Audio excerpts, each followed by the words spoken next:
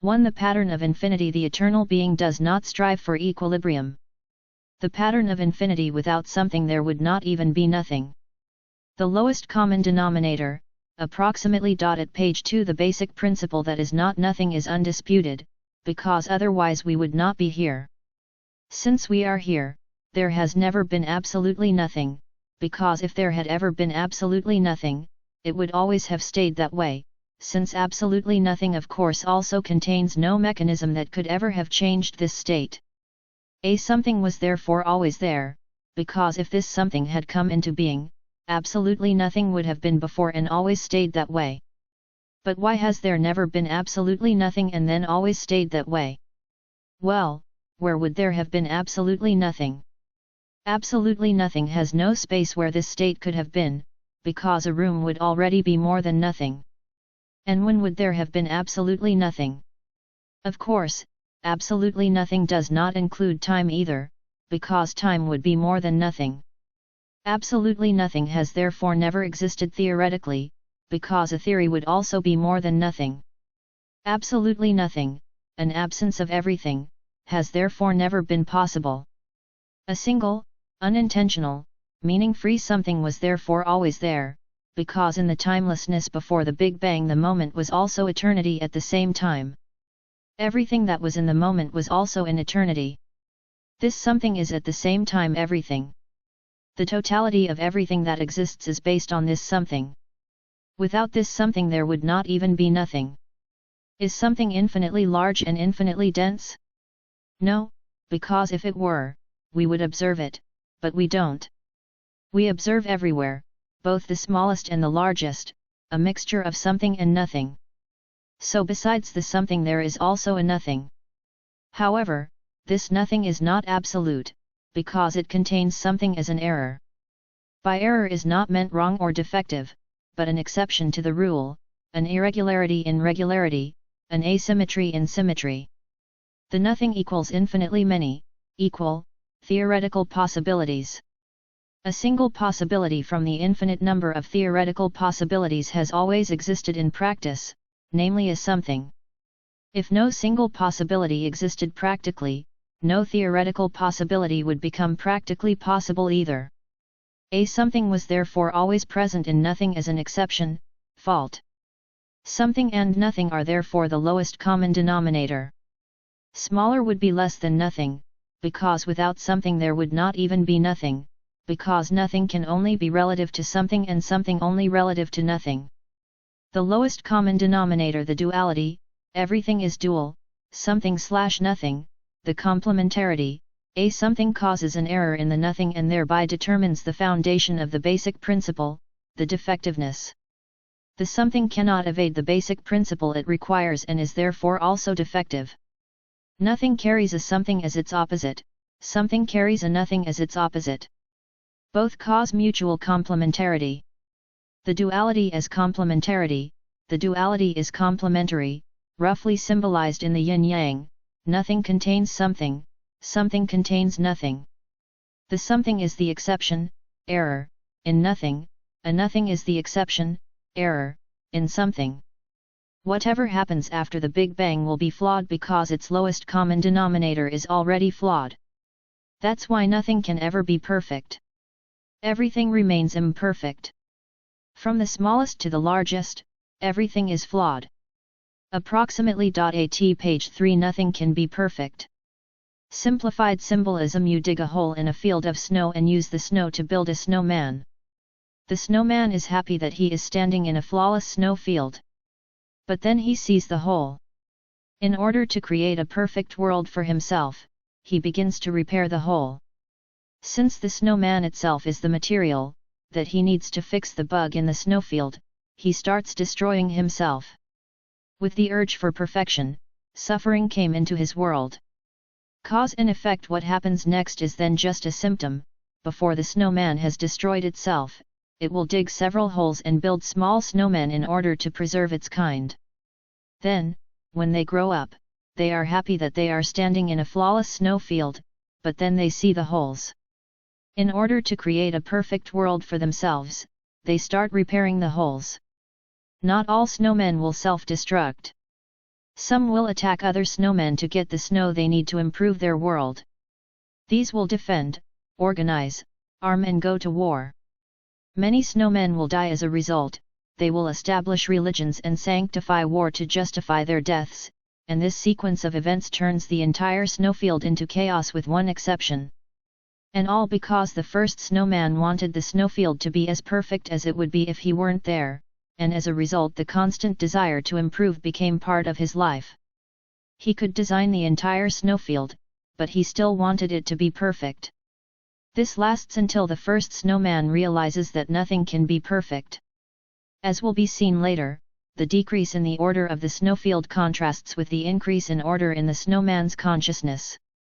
To put it simply, the more the chaos in the snowfield increases, the more the snowman realizes that he cannot fix the original mistake. But more on that later. This system runs like a red thread through all areas of our existence. This symbolic story of the snowfield with its mistakes symbolizes a recurring system: decrease in order by correcting mistakes, increase in order in consciousness. As the text progresses, one recognizes that the snowman's actions are universally symbolized and can be applied to everything, e.g., politics, business, science, engineering and technology, administration, bureaucracy, religion, medicine, education, sport, finance, optimize and globalize, tradition, etc., and of course also, as will be shown on the last page, page 48, on the causal. Page 4. Nature has been playing the same game with us for almost forever. With us as human beings, as our predecessors and the predecessors of the predecessors and their predecessors. The following text brings to light the more detailed circumstances of why everything happened the way it did, expressed symbolically: who built the first snowman and why, how suffering came into this world of ours, why dying appears to us as reality, although life cannot go away, and that we can stop pretending to die when we realize that we cannot really be dead. The following text does not describe any processes, but only describes the principle according to which all processes behave approximately. Why do all processes behave roughly according to this principle?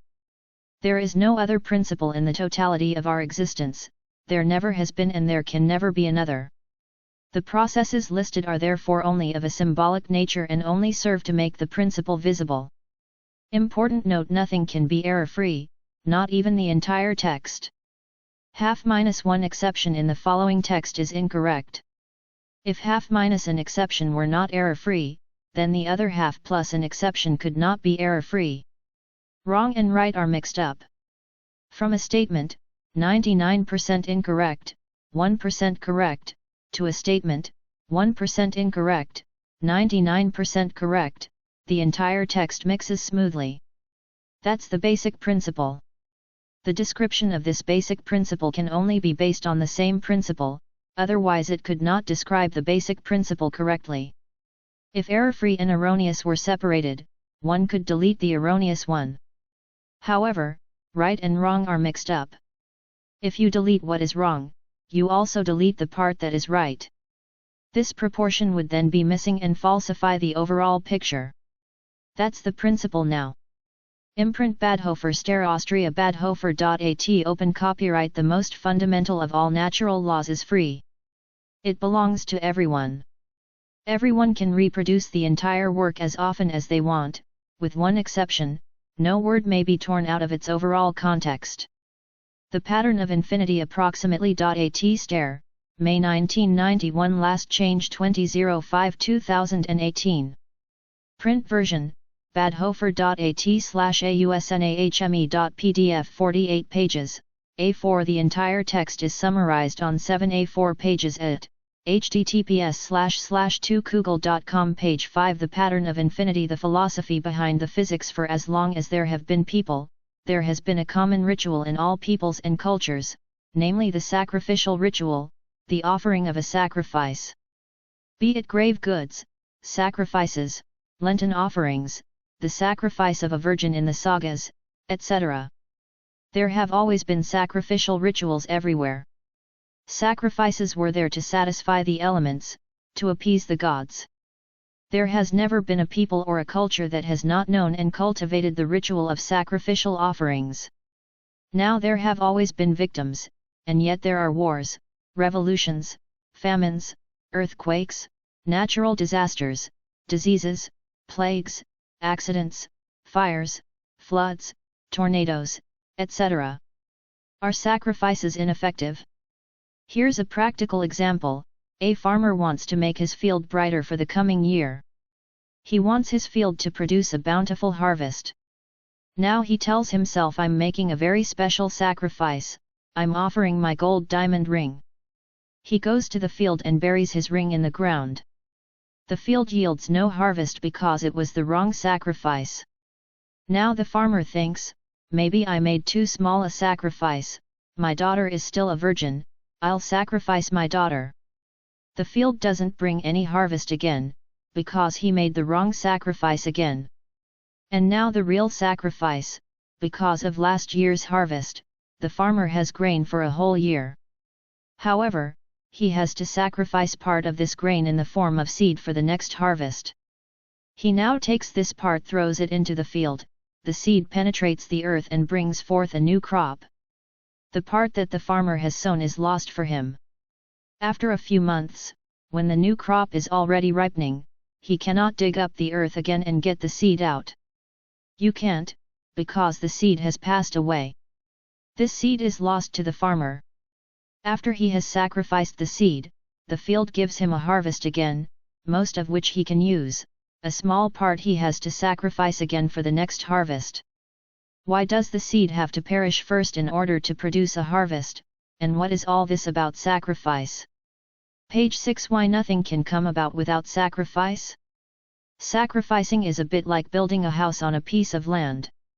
We are now digging a cellar, and with the material which we win, we build a house. To demonstrate the symbolism, let's assume that there is nothing else but the plot, so we are forced to extract the material for the house from the plot. Let's assume the plot is made of stones. Since the material we are going to extract is stones, it will be a stone house. If the lot was brick, it would be a brick house. If the lot were just a snow field, then the house would become a snow house, igloo. If the property is made of clay, it would become a clay house. In any case, the material of the house will always be a copy of the property. Now we leave the material aside and just assume the theoretical case that the plot is perfect. Since the house will definitely be a copy of the property, it will also be perfect. However, in order to build a house on the plot, we are forced to destroy the plot's perfection by digging a hole to extract material. Now the structure of the property has a fault. The property is no longer perfect, it's just perfect with one exception.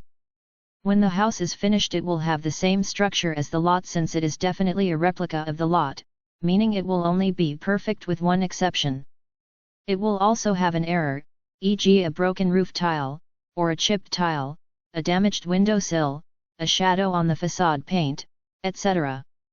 What fault we shall have in the house, we cannot influence. It doesn't help if you plan for an error, the system makes its own errors. Theoretical structure cannot occur in nature, perfect plot with perfect house. Ubiquitous structure, with the sacrificed perfection, the flaw in the property is also in the house. Note on the graphic, the house is of course inside the property. Page 7. The ubiquitous structure. Now let's imagine the property is infinitely large and the house is not a house but the universe.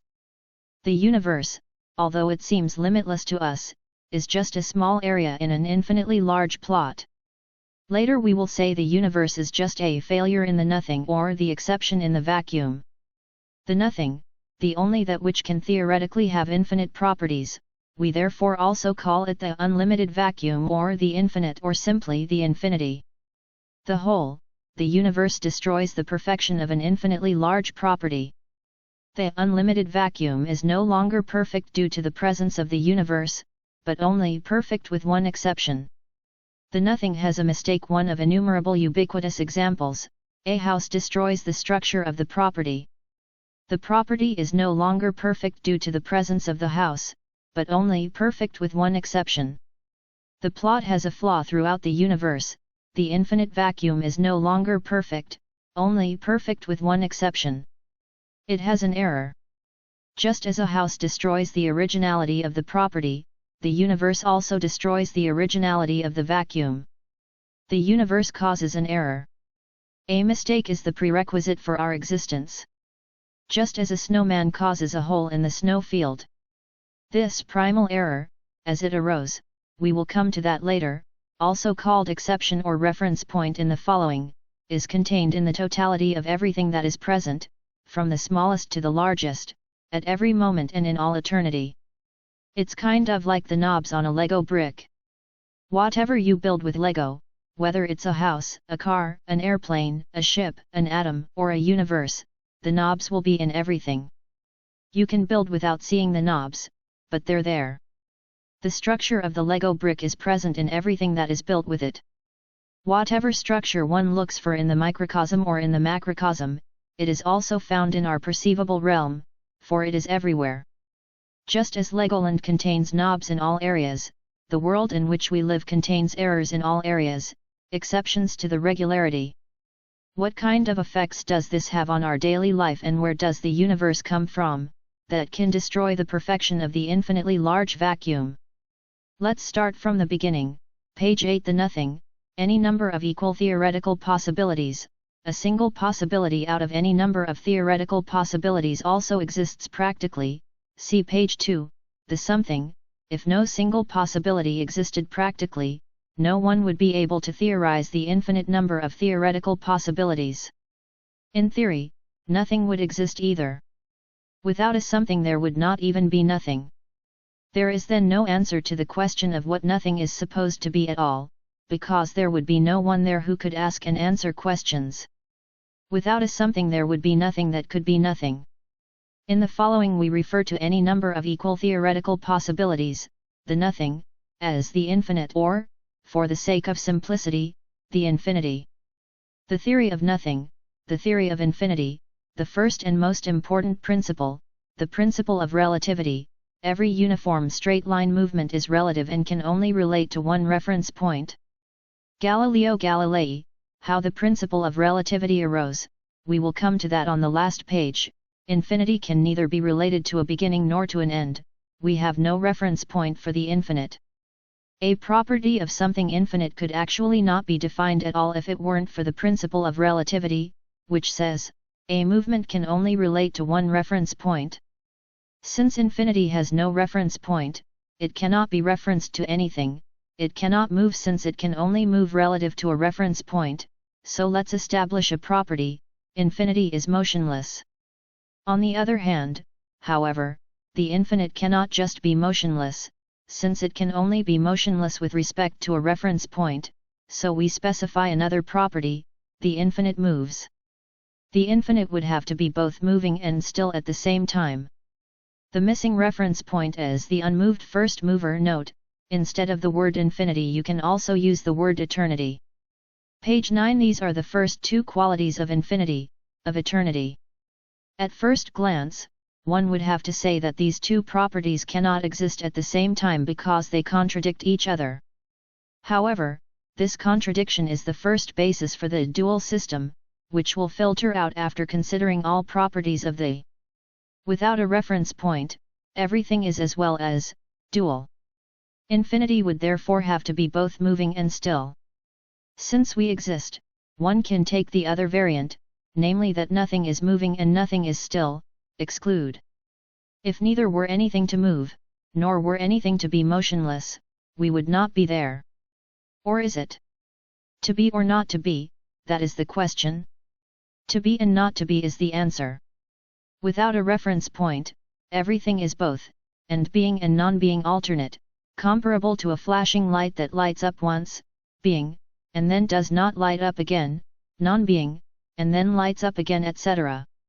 The process of this both events, being and non-being, lighting and non-lighting, appear to us as a beat, like a pendulum clock without hands.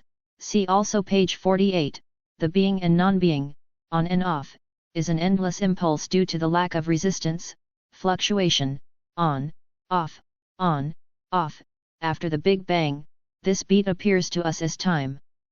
The beat gets a direction. The speed of the pulsation is symbolized mathematically, infinitely fast, 1, infinitely fast minus an error or an exception, whereby the error after the Big Bang changes by one exception, one error with each impulse. See page 48. The second principle, the size. Since the infinite cannot have a fixed size without a reference point, a specific size can also only exist relative to a reference size, e.g. a scale. It would have to be both infinitely small and infinitely large at the same time. Time. The same applies to time. Without a temporal reference point, e.g. a clock, it is not possible to assign the infinite to a specific time, which means, the infinite would have to exist in every moment as well as in all eternity. The infinite is small, big, fast, motionless, momentary and eternal. The infinite, the unlimited vacuum, the nothing, any number of equal theoretical possibilities, appears to us as unlimited speed in unlimited space in an unlimited time. This theory would not exist if it did not have an error. However, we will come to this error later. The second principle describes Einstein's space/time. A fault in space and time affects, bends, space/time.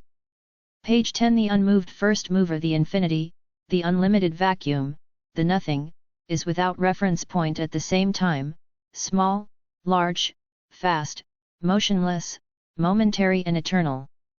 Infinity as any number of equal theoretical possibilities. Only in the following state could infinity meet all of these criteria. Due to the infinitely fast movement, the infinitely small is at the same time infinitely large. It's kind of like watching a TV, where a small dot moves as a big picture. As infinitely great, the infinite is motionless. Infinite cannot move, where should it go? In this capacity, infinity resides in every moment and in all eternity. Infinity as that, infinitely small, which is at the same time infinitely large, motionless, instantaneous, and eternal due to the infinitely fast movement. The missing reference point as creator of infinity, the missing as creator of the existing. If the missing reference point is the creator of infinite qualities, who then created the missing reference point? This question does not arise, because the non-existence characterizes him in the fact that he was not created. Approximately. At page 11. The singularity cannot be related to anything.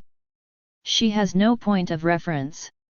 There is no reference point, otherwise it would not be the singularity. The singularity both / and does not exist due to the lack of a reference point. Due to the lack of a reference point, the singularity carries within itself the duality, being / non-being. Being fluctuates with its own nothing. The duality, the missing reference point as the creator of infinity. He forces his creature into duality. Without a reference point, everything appears dual. Infinity is dual. Because the duality is stepless, one can refine the symbolic representation. Infinity in its absolute perfection appears steplessly dual. Not the slightest mistake disturbs the perfect structure. For the time being, infinity appears to us as an absolutely error-free system. For the time being, infinity appears to us only as a perfect illusion. Only a reference point, a mistake, turns this illusion into reality. Page 12. The reference point, the third principle. Without a reference point, everything is as well as. The missing reference point forces infinity into duality. The duality in turn forces a real reference point as the dual counterpart to the missing reference point. The duality forces a real reference point as the dual counterpart to the missing reference point. That this forced reference point was always there, but without any perception, we will come to that on page 48. Now where does this reference point come from? Of course, since everything is dual, the reference point can only come from duality and again can only stay in duality. That is, you select a part from one side of the duality and shift it to the other side of the duality. The exception becomes the reference point, the error on one side becomes the reference point on the other side. We now have a hole on the left, a flaw in the system. The system is now no longer perfect, but only perfect with one exception. This one exception in the perfection of duality becomes the point of reference for everything that is there. This exception is present in the totality of our existence in all areas. In the case of the snowman with the snow hole, the graphic symbolizes the snow field as a dual system, left, right, with the snowman on the left and the snow hole on the right side of duality. In the case of infinity, the graphic symbolizes infinite space as a dual system, the left point a black hole and the right point the universe. In the case of the farmer with the seed, one half symbolizes the past harvest and the whole symbolizes the sacrificed seed. The other half symbolizes the future harvest with the seed as a point of reference. Page 13. The invisible harmony. One takes a small part out of one side of duality and puts it back in on the other side of duality.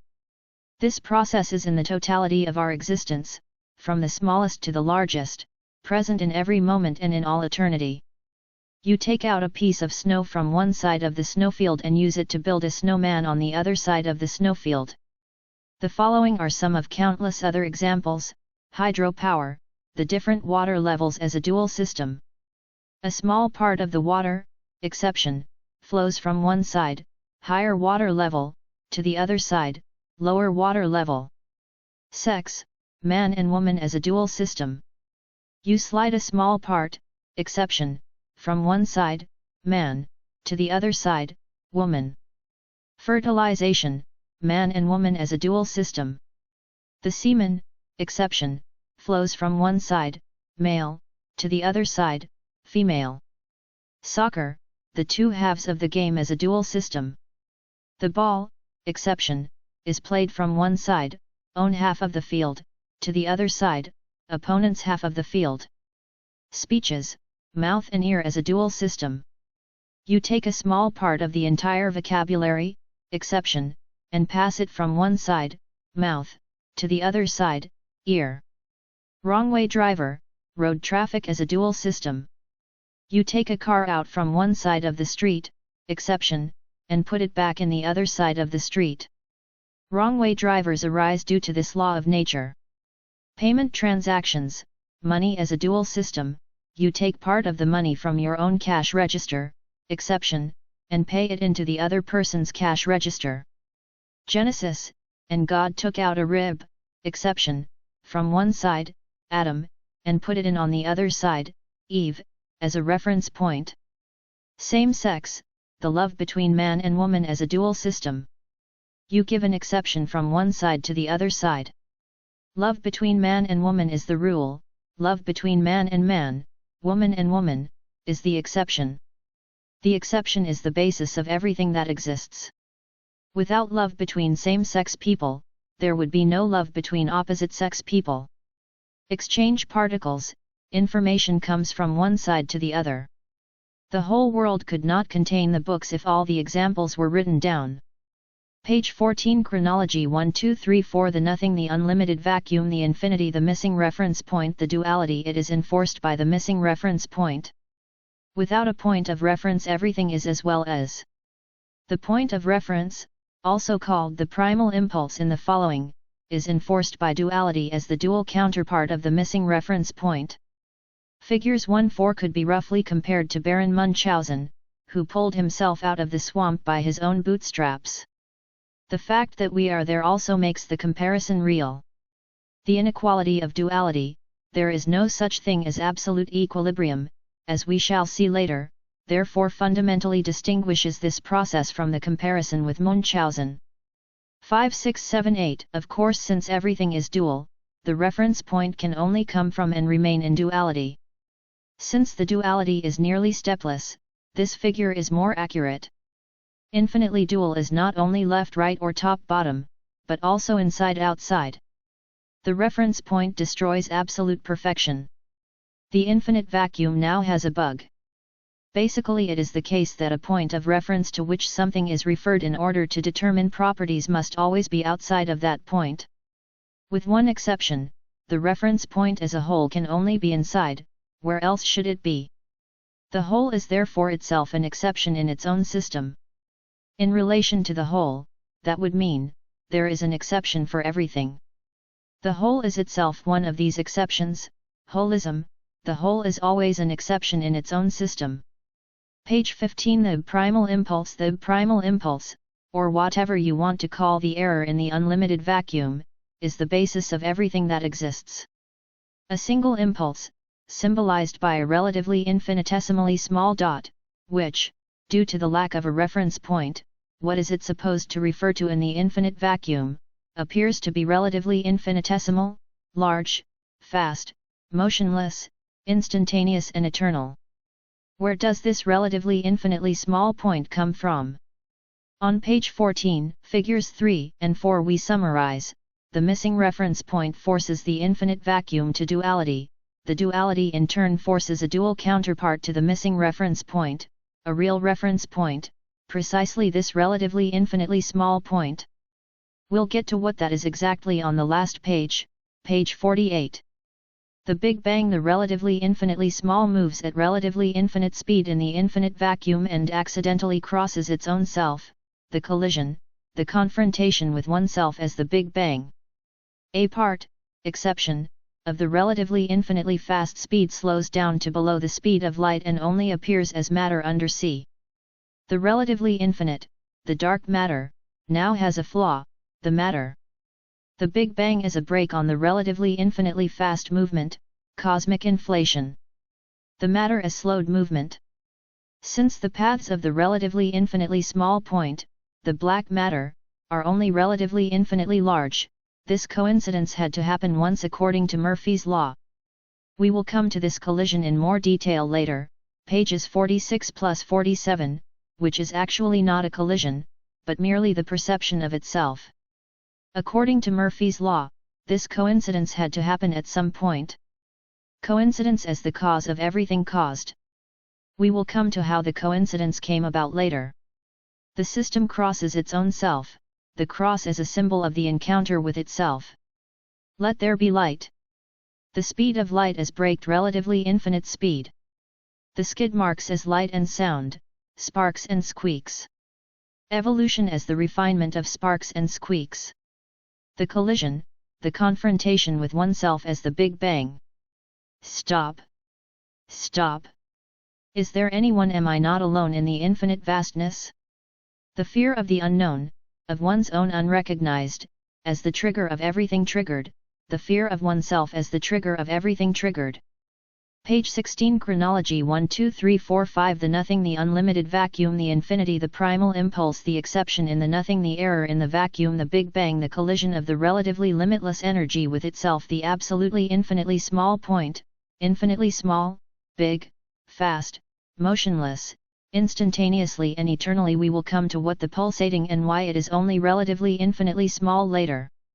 Without a reference point, the error in the vacuum appears as relatively limitless energy.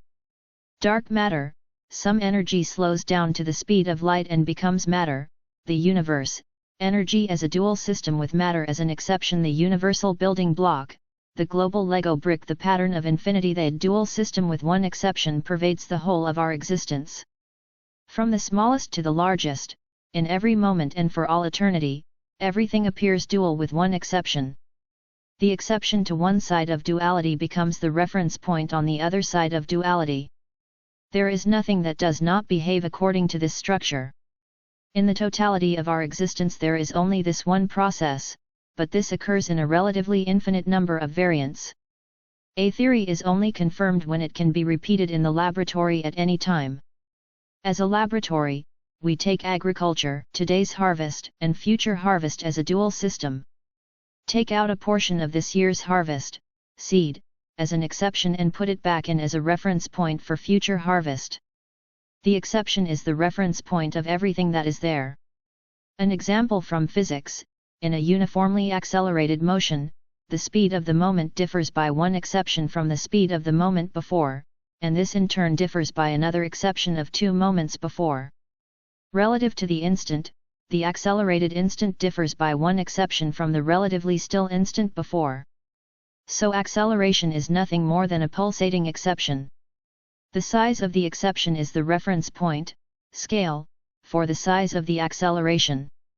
In a smooth linear movement, the location of the moment, relative to a reference point, differs from the location of the next moment by an exception, and so on.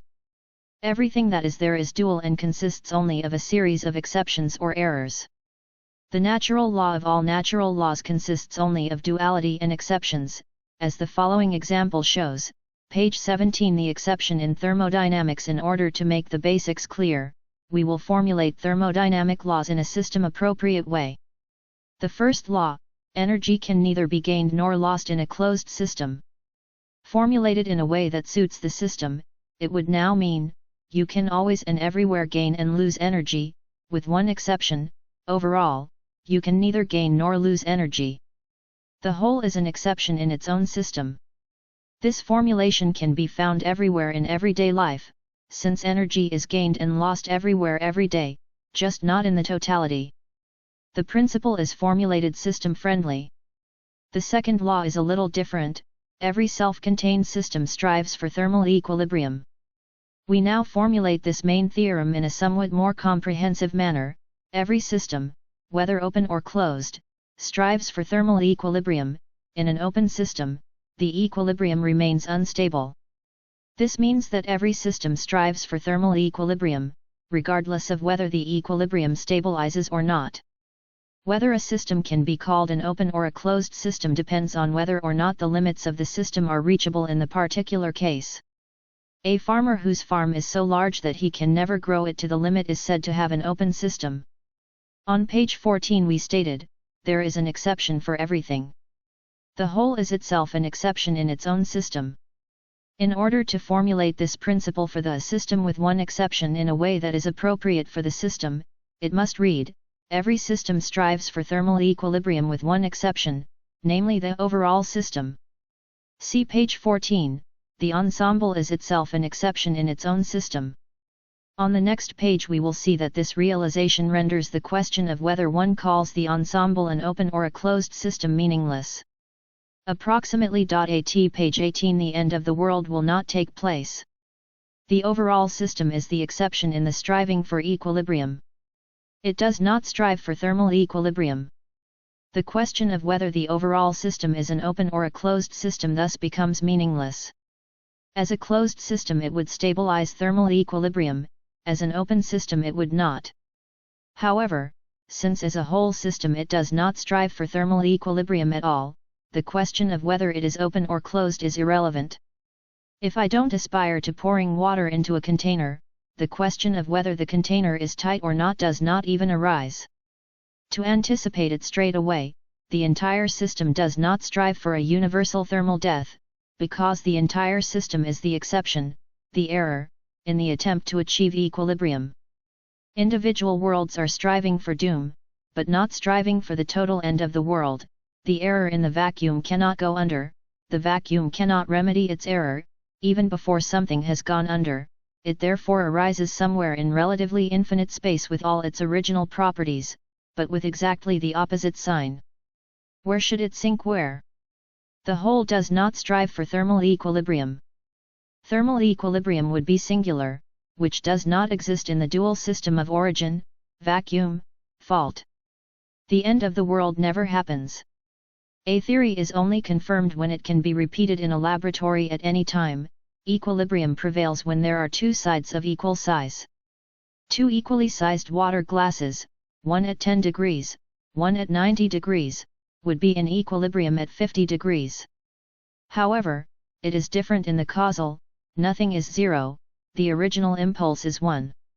Even if the original impulse appears as a relatively infinitely large illusion, information, it always remains 1 and is not divisible, only, as we will see later, can be broken down into its components, living and inanimate.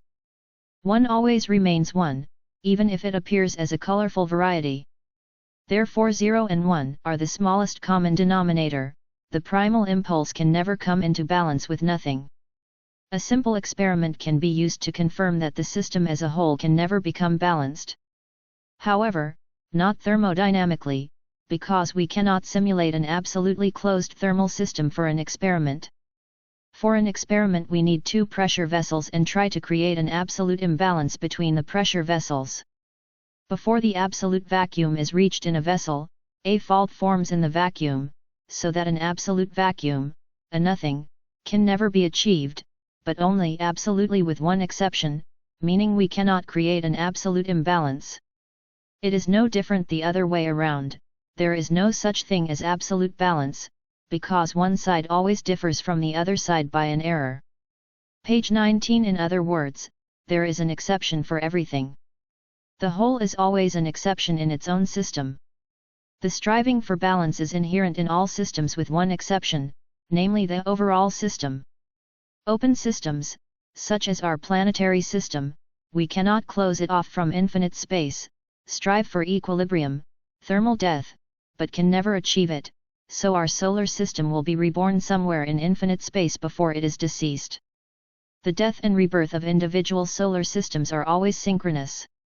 Even before our solar system suffers thermal death, it will be reborn somewhere in infinite space, together with our Earth and its life on it. The rebirth before death can be compared to the preservation of the human species. Before the old died, the new were born. In order to compare the human drive to preserve the species with the cosmic non-striving for overall balance, one can say, not only does the whole not strive for its death, but it is also irrevocably forced to continue in the existing way preserved, because the whole cannot correct its error. Leaving even one individual from our solar system, which is not possible anyway, would probably have fatal consequences. Because then life would give us what is unique in its entirety. Random life-friendly solar system appear as no longer a unit, because otherwise there is no other world. Unfortunately, we would believe that we are no longer a unit and would then strive for thermal equilibrium, because unlike matter, energy, our belief does not behave according to the laws of nature as they are, but as they appear to us as illusion, information.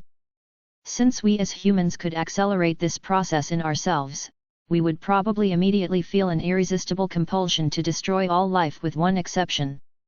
And then we have to wait again for the accidental impulse that tears the living and the lifeless out of their balance again, because all origin is only one, eternal minus impulse. Standing minus wave, only a theoretically existing nothing in nothing? A minus in the minus? A vacuum in a vacuum? A mistake in a mistake? Or just a coincidence within a coincidence? There is no final answer, see page 48, because this causes a never-ending continuous impulse as a dual counterpart. The original impulse appears as a continuous impulse.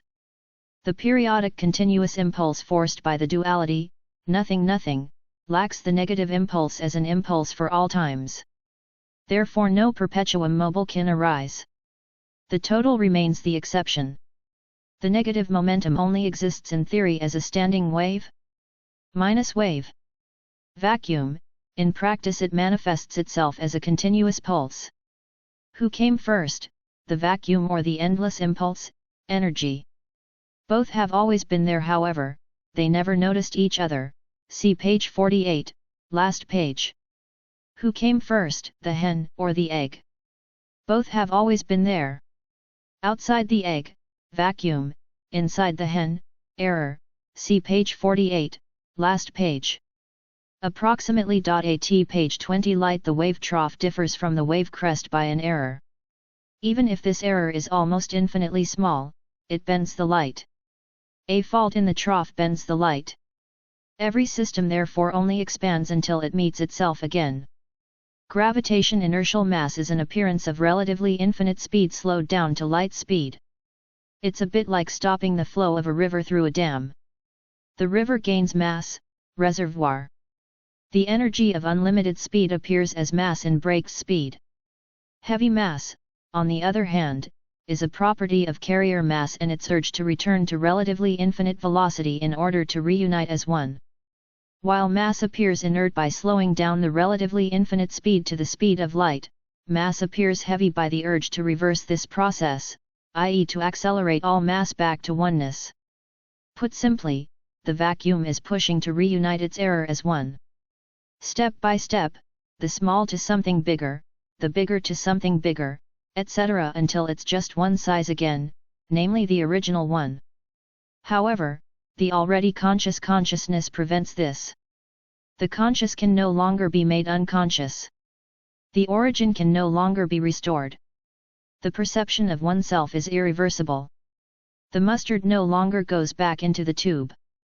The vacuum limits itself to the outside, in which it strives with almost unlimited speed to the center of its errors, because, see page 48, the unlimited vacuum only exists in theory without limits, in practice it only exists in a limited way. The inertial mass as well as the distance to each other gives the heavy mass the degree of acceleration in the direction of other heavy masses. We call this gravity. The dual system with its exception, the projection of the original impulse to almost an infinite number of projections, page 48, stands in contrast to the striving for reunification of the original impulse, gravitation. The center as an exception. Both remain forever outside of our perceptible range and are therefore not measurable without the help of a medium. One can only measure the behavior of a medium and draw conclusions from it.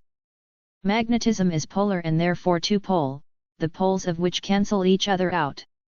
The sum of magnetism is zero, but in duality the sum is always 1 or polarity strives for 0 while duality strives for 1.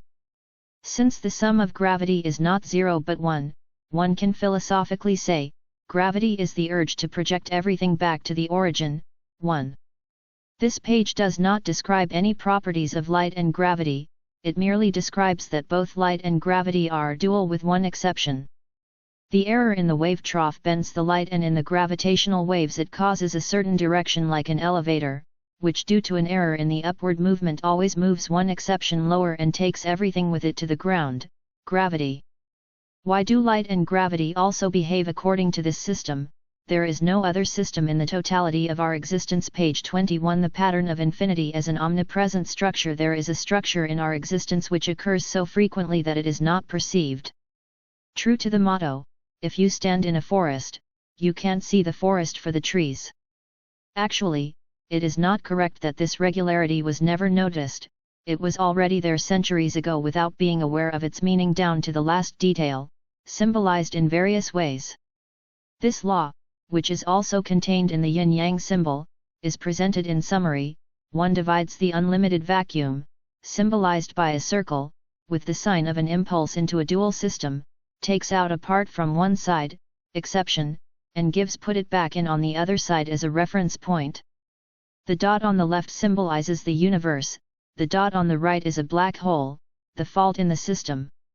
In the case of the snowman, the white dot symbolizes the snowman, the black hole the hole in the snow, the circle a dual snow field, left, right, top, bottom. An example from everyday life, sleep is a mandatory part of the dual system with one exception, day and night, joy and sorrow, unconscious and conscious as a dual system.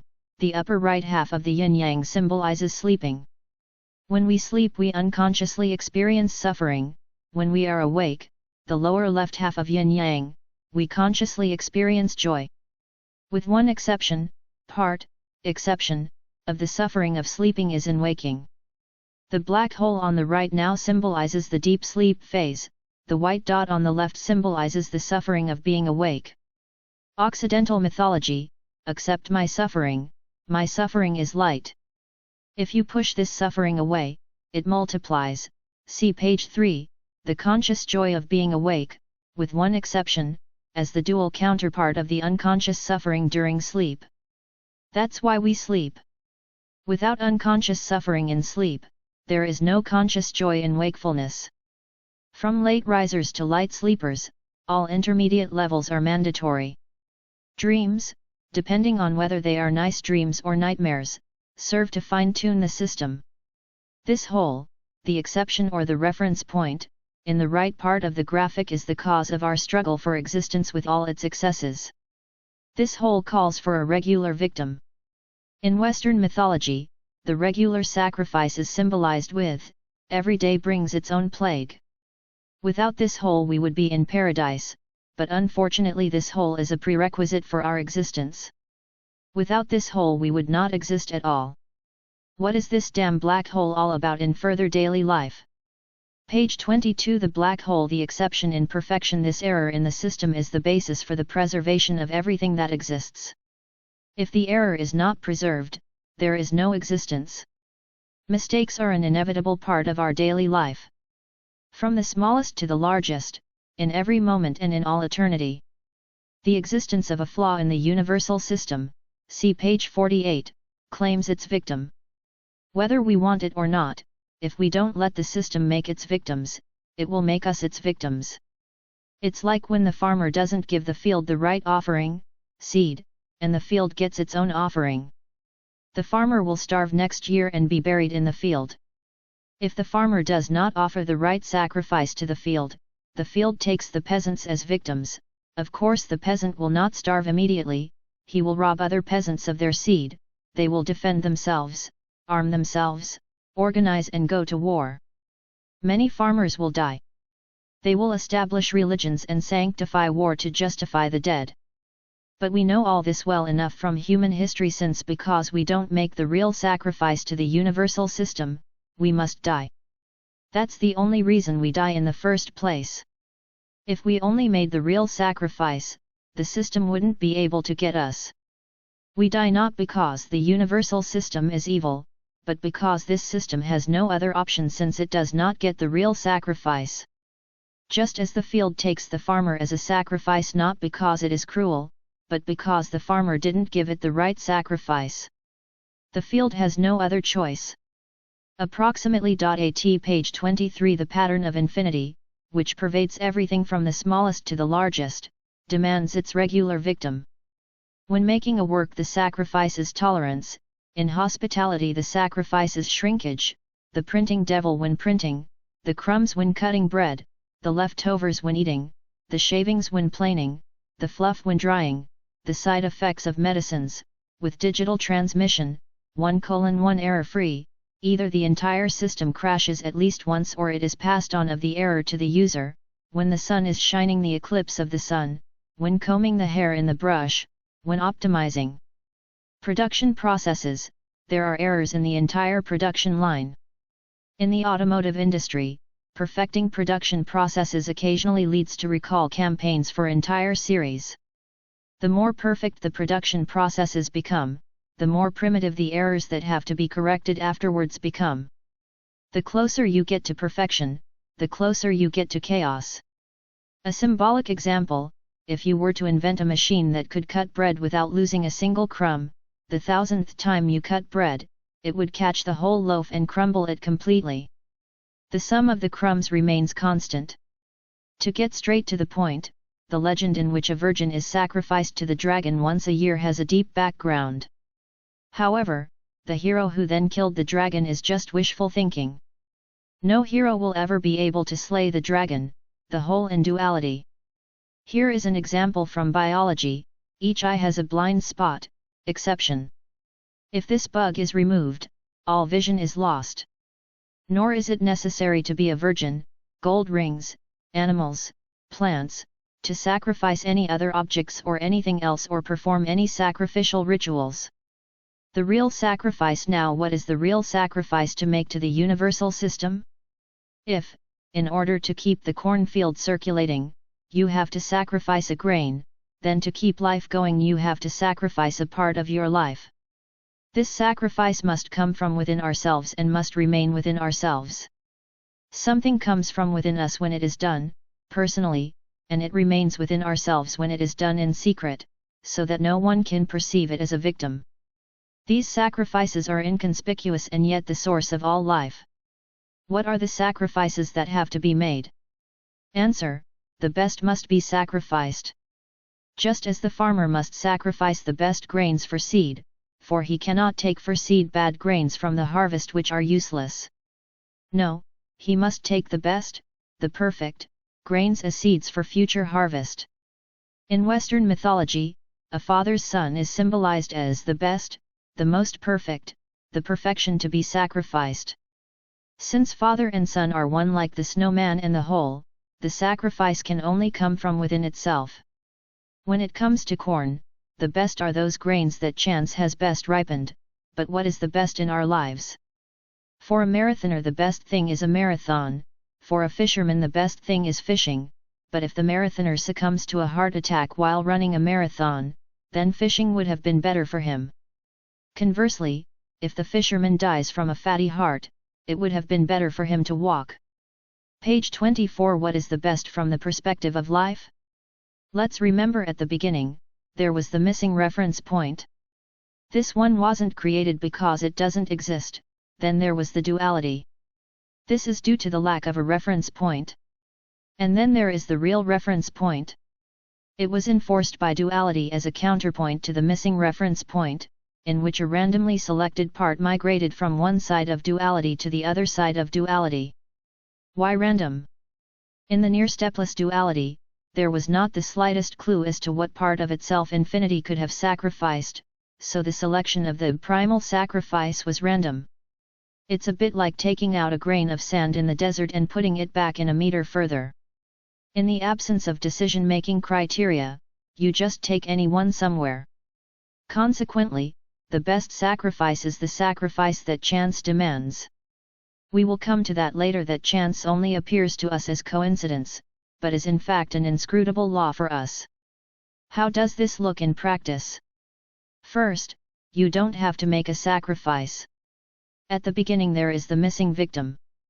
This sacrifice does not exist because it is not made. Second, the lack of sacrifice forces duality. Third comes the real sacrifice. It is enforced by duality in opposition to the lack of sacrifice. The choice of the victim is decided by chance. They are very banal things of everyday life, for some heavy, for some easy sacrifices. From the victim with the highest quality and the lowest quantity almost steplessly to the victims with the lowest quality and the highest quantity, all victims are included. The real victims are the accidental victims. The sacrifices of everyday life that chance inflicts on us, these sacrifices are the crucial sacrifices. Only these victims intervene in the course of events.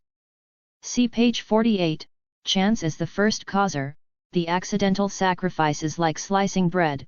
Chance decides which parts of the bread are sacrificed in the form of crumbs that fall on the floor. Even if you cut off part of the bread at the beginning and crumble it, you can't prevent chance from getting its crumbs. Page 25 From Coincidence to Fate. The chapter with chance and fate, pages 25-26, can at best only be taken note of for the time being. Only after basic knowledge of the ubiquitous structure, the pattern of infinity, and through long-term observation of coincidences and strokes of fate does the law become visible, but not changeable. In principle, coincidences are not really coincidences, with one exception, but a law that is inscrutable to us. They appear to us only as coincidences. To the one exception, the real coincidence. We have already discussed this real coincidence on page 15 under, coincidence as the cause of everything that is caused. In the following only the coincidences are addressed, which appear to us as coincidences, but behave according to a law that is inscrutable to us. Of all these coincidences, only half are such coincidences, the other half is our destiny. Destiny differs from chance in that it initially appears as coincidence, but after closer inspection we can understand the regularity, since fate is nothing other than the dual counterpart of chance. Destiny is always the result of chance. If I happen to go up a mountain, then I have to go down it again. This means that fate is always the supplementary consequence of chance. Destiny complements chance so that the balance of the whole is restored. Destiny is something that cannot be influenced. If I don't go up a mountain by accident, but consciously, then going down the mountain is not my destiny, because I could influence it by not going up the mountain. If you leave the house early in the morning and walk around the whole day without a plan or goal, and then you sit at home again in the evening and add up all the directions you've taken, then the total is always zero. All paths therefore turn in the opposite direction so that the sum remains zero. The sum of everything is always zero, even if we don't perceive it. Half of all movements result from the other half of movements. With one exception, the whole is the exception. The sum of all is and always will be one. Half of everything that seems random to us is in reality not an inscrutable law, but fate that can be seen through precise observation. In duality, chance and destiny face each other. Coincidence and destiny face each other almost seamlessly. This means that in an action that consists of 4 parts, for example, part 1 and part 2 are not coincidence and then part 3 and part 4 become fate, but that the coincidence continuously decreases from part 1 to part 4 or fate continuously increasing. Page 26 Coincidence as the cradle of fate. In theory, coincidence to fate seems very banal. It is. However, life does not consist of a single event with 4 parts, but of many parts with very complex events. Chance strikes back and forth and gives us the strangest fates. This lasts until all coincidences that one has pushed away in the entirety of one's existence come true afterwards. It's like the past is correcting itself. It feels like falling into a black hole. But right from the start you can see a white dot at the end of the tunnel. Why does chance cause our destiny? Because we also owe our existence to chance. Our emergence was pure coincidence, the only real coincidence that has not subjected itself to any law. Page 15, coincidence as the cause of everything that is caused. All other coincidences are only a consequence of the primal coincidence and have a balancing effect. That means, what the primeval coincidence caused compensate for all other coincidences with a law that is inscrutable to us. Let's take the following symbolic example. Chance put us into this world. Our existence as human beings is our destiny. As human beings we accidentally go up a mountain, going down again becomes our destiny. Therefore, both in the causal and in the individual, fate is always a consequence of chance. Coincidence becomes our destiny, both in its entirety and in its detail. That's why only the accidental sacrifices that life imposes on us are the decisive sacrifices. Only these victims intervene in the course of events. Conversely, it is very tedious, a self-determined victim only develops into fate by chance. Only accidental victims make us the image of infinity. The chapter with chance and destiny, pages 25-26, can at best only be taken note of for the time being. Only after basic knowledge of the ubiquitous structure, the pattern of infinity, and through long-term observation of coincidences and strokes of fate does the law become visible, but not changeable. Approximately. At page 27 The fatality of perfection without exception. Health. Once upon a time there were 2 people, let's symbolize them as Adam and Eve. They were healthy, with one exception. Once a month they got a whimral, symbolic illness, which disappeared again. One day they said to themselves, it's not good that imperfection makes an exception once a month and gives us a weenie, we don't want to make this sacrifice anymore, we're going to create our own perfect, build flawless structure. And they successfully used a medicinal herb against the whimral, with the result that the next generation got a whimral twice a month, a new whimral and the inherited whimral from the previous generation. The sum remains constant, but shifted in time. The next generation then used even more medicinal herbs, etc. This original sin then multiplied over time up to our current suffering and illnesses with all its countermeasures. The law of nature is always ahead by an exception, or we are always behind by an error. Meanwhile, the diseases are in the third world. When the cup is full, they come back. It follows from this, diseases, with one exception, are not a law of nature. Diseases arise or originated and multiplied by disregarding the natural law of all natural laws. I can't get rid of the spirits I called. You can end the process by not treating the small, banal illnesses, the exceptions. Infinitely small is also infinitely large. See page 11, the smaller the untreated disease, the greater its success. Voluntarily and consciously stopping scratching when you feel itchy is probably the smallest consciously feasible non-treatment of an illness. The signals to his body to leave his original state, being healthy with one exception, namely the itching, stabilize the system. Only the treatment of inherited diseases will then continue, the process is reversed. The treatment of diseases then no longer creates new diseases, but reduces the existing ones.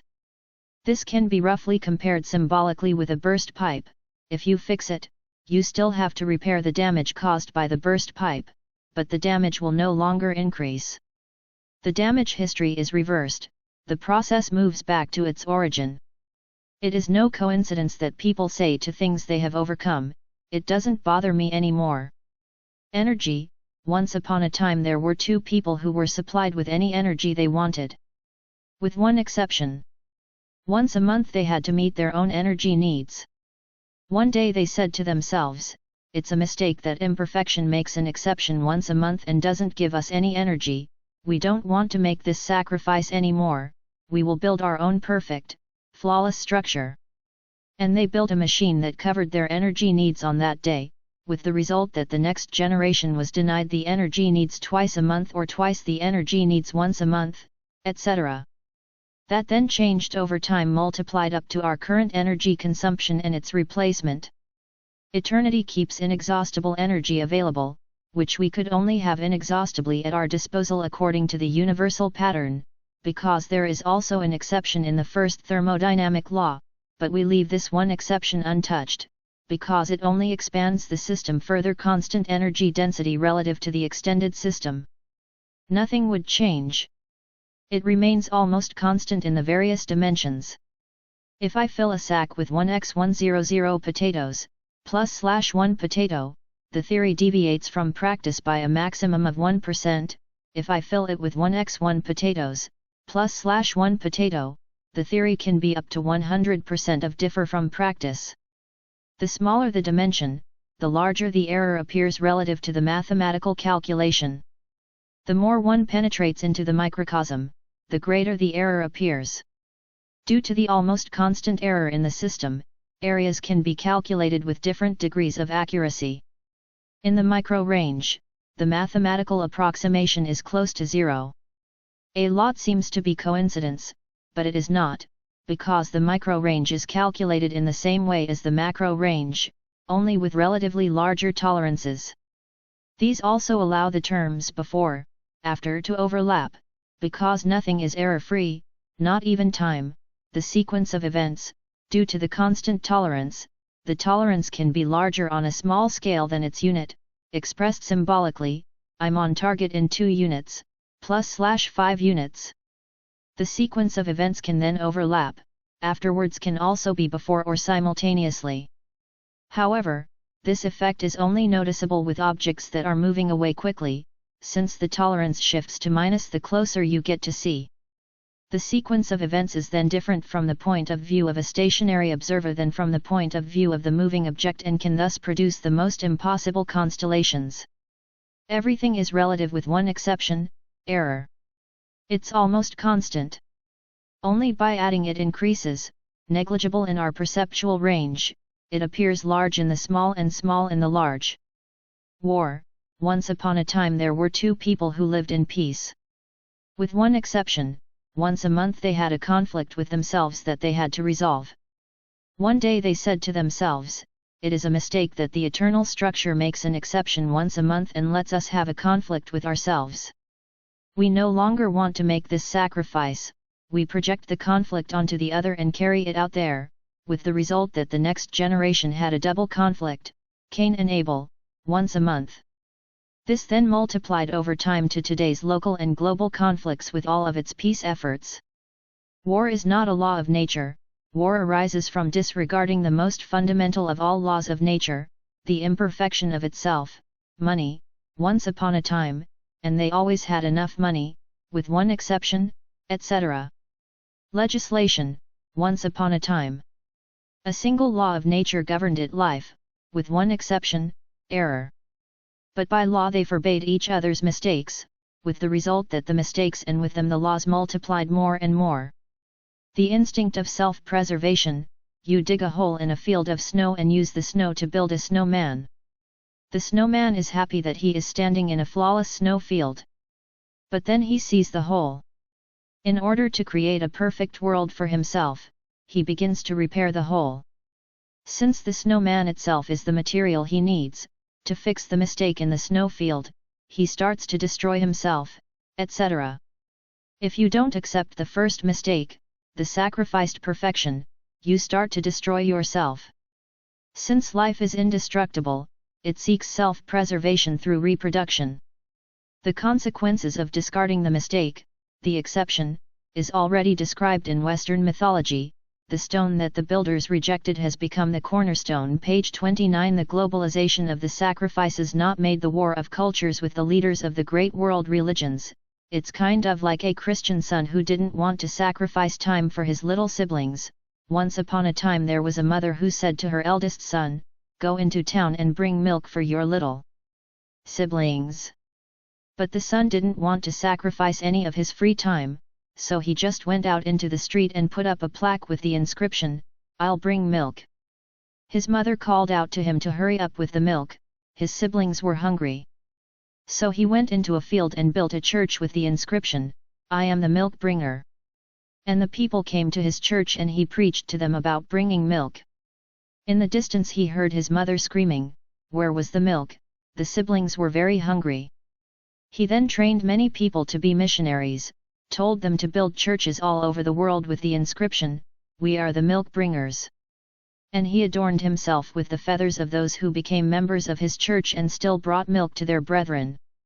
And it happened that the son, who in the meantime had himself celebrated as His Eminence, the most reverend and most holy of all milkmen, met two like-minded people, namely a son who should have brought milk for his Muslim siblings and a son who should have brought milk for his Jewish siblings should bring.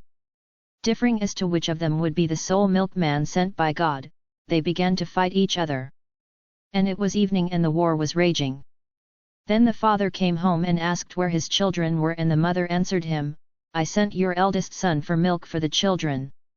He hasn't come back yet, and so behold, dear husband, your children have starved." What is the father to do with his worthy son? This story is a contribution to the topic, in 6 days God created the world, on the 7th he has to rest, exception. The sun will rise on the 8th day, but that will be another story. Page 30. The sacrificed perfection. Item 1. Why do you have to sacrifice your perfection? Because there is an error in the pattern of infinity, and therefore life is only preserved for us if this error is also contained in us, because only then are we an image of infinity. Point 2. Why does chance have to choose this mistake? Because in the pattern of infinity there is a mistake chosen by chance, and therefore only mistakes chosen by chance make us the image of infinity. Point 3. Why does coincidence always choose the best as a mistake? Because whichever part chance had chosen, it would have got the best of infinity, namely its absolute perfection, and therefore only chance got the best of us, namely our relative perfection. Point 4. Why does this error have to be in ourselves? Because the error is contained in infinity, and therefore we also only make our own errors into the image of infinity. Item 5. Why does one have to make this sacrifice in secret? Because infinity also made the sacrifice in secret. Who could have noticed it? There is nothing besides infinity, because infinite includes everything, and therefore only a hidden sacrifice makes us the image of infinity. A practical example of the symbolism of point 1 to 5.1 with the victim. It's about the same as with a circus director.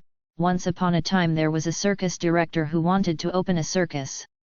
He set the admission prices for the seats. The cheapest seats should be in the back row. The closer the rows got to the middle, the more expensive he fixed the tickets. The place in the middle should actually be the most expensive, for this place he will take the most. But wait, he said to himself, stupidly, I have to sacrifice the best spot for the artists, animals, and attractions. Unfortunately, I don't take any money for the best seat. I have to sacrifice the best seat. What would happen now if he hadn't sacrificed this seat? The first performance would be over in just a few minutes. Points 2 and 3. Now the ringmaster thinks, coincidence chose exactly the center as the best place. In this symbolic example, the architect who planned the circus tent symbolizes coincidence, but I'm not interested in what coincidence does. I determine that the best seat is not in the middle, but I say, the best seat is a seat in the 23rd row. Then he sacrifices his self-chosen place for the artists. What will happen now? Maybe he can still save a performance, but after this performance the circus died. Point 4. Now the ringmaster thinks, I'm rich, I'll hire someone, he shall make the sacrifice for me. He now calls a theater manager and tells him, I'll pay you all the money I have if you sacrifice the best seat in your theater while I'm having my performance. Then what would happen? Even then the circus would not survive, because no amount of money in the world can buy the laws of nature. Point 5. Why does the ringmaster have to offer the sacrifice in secret? Because when the ringmaster sets the ticket prices, there aren't even any spectators to see that he's sacrificed the best seat for the performers. Only our sacrificed perfection makes us the image of God. Page 31 Religion I am God, I am the only God, besides me there is no other God, I am eternal, omnipresent, and omnipotent. As long as you do not acknowledge your imperfection, you are not my image. As long as you are not in my image, I will let you die. I am an uncompromising God. If you all become my image together, you will live with me. I am an eternal God. In my image I leave you the fruits of our creation. I am a selfless God. I only claim the sacrificed perfection, that's all I need. I'm just a structure, a pattern, a system, a superordinate principle. Nothing and no one can bend me, not even myself. So that you may become my image, I destroy the false gods for you, and everything hidden behind them I bring to light. I am the truth, only he who has the truth has me. It's not like that with salvation, that there comes a Casperl and then says, Tri-tra-tra-la-la, salvation is here.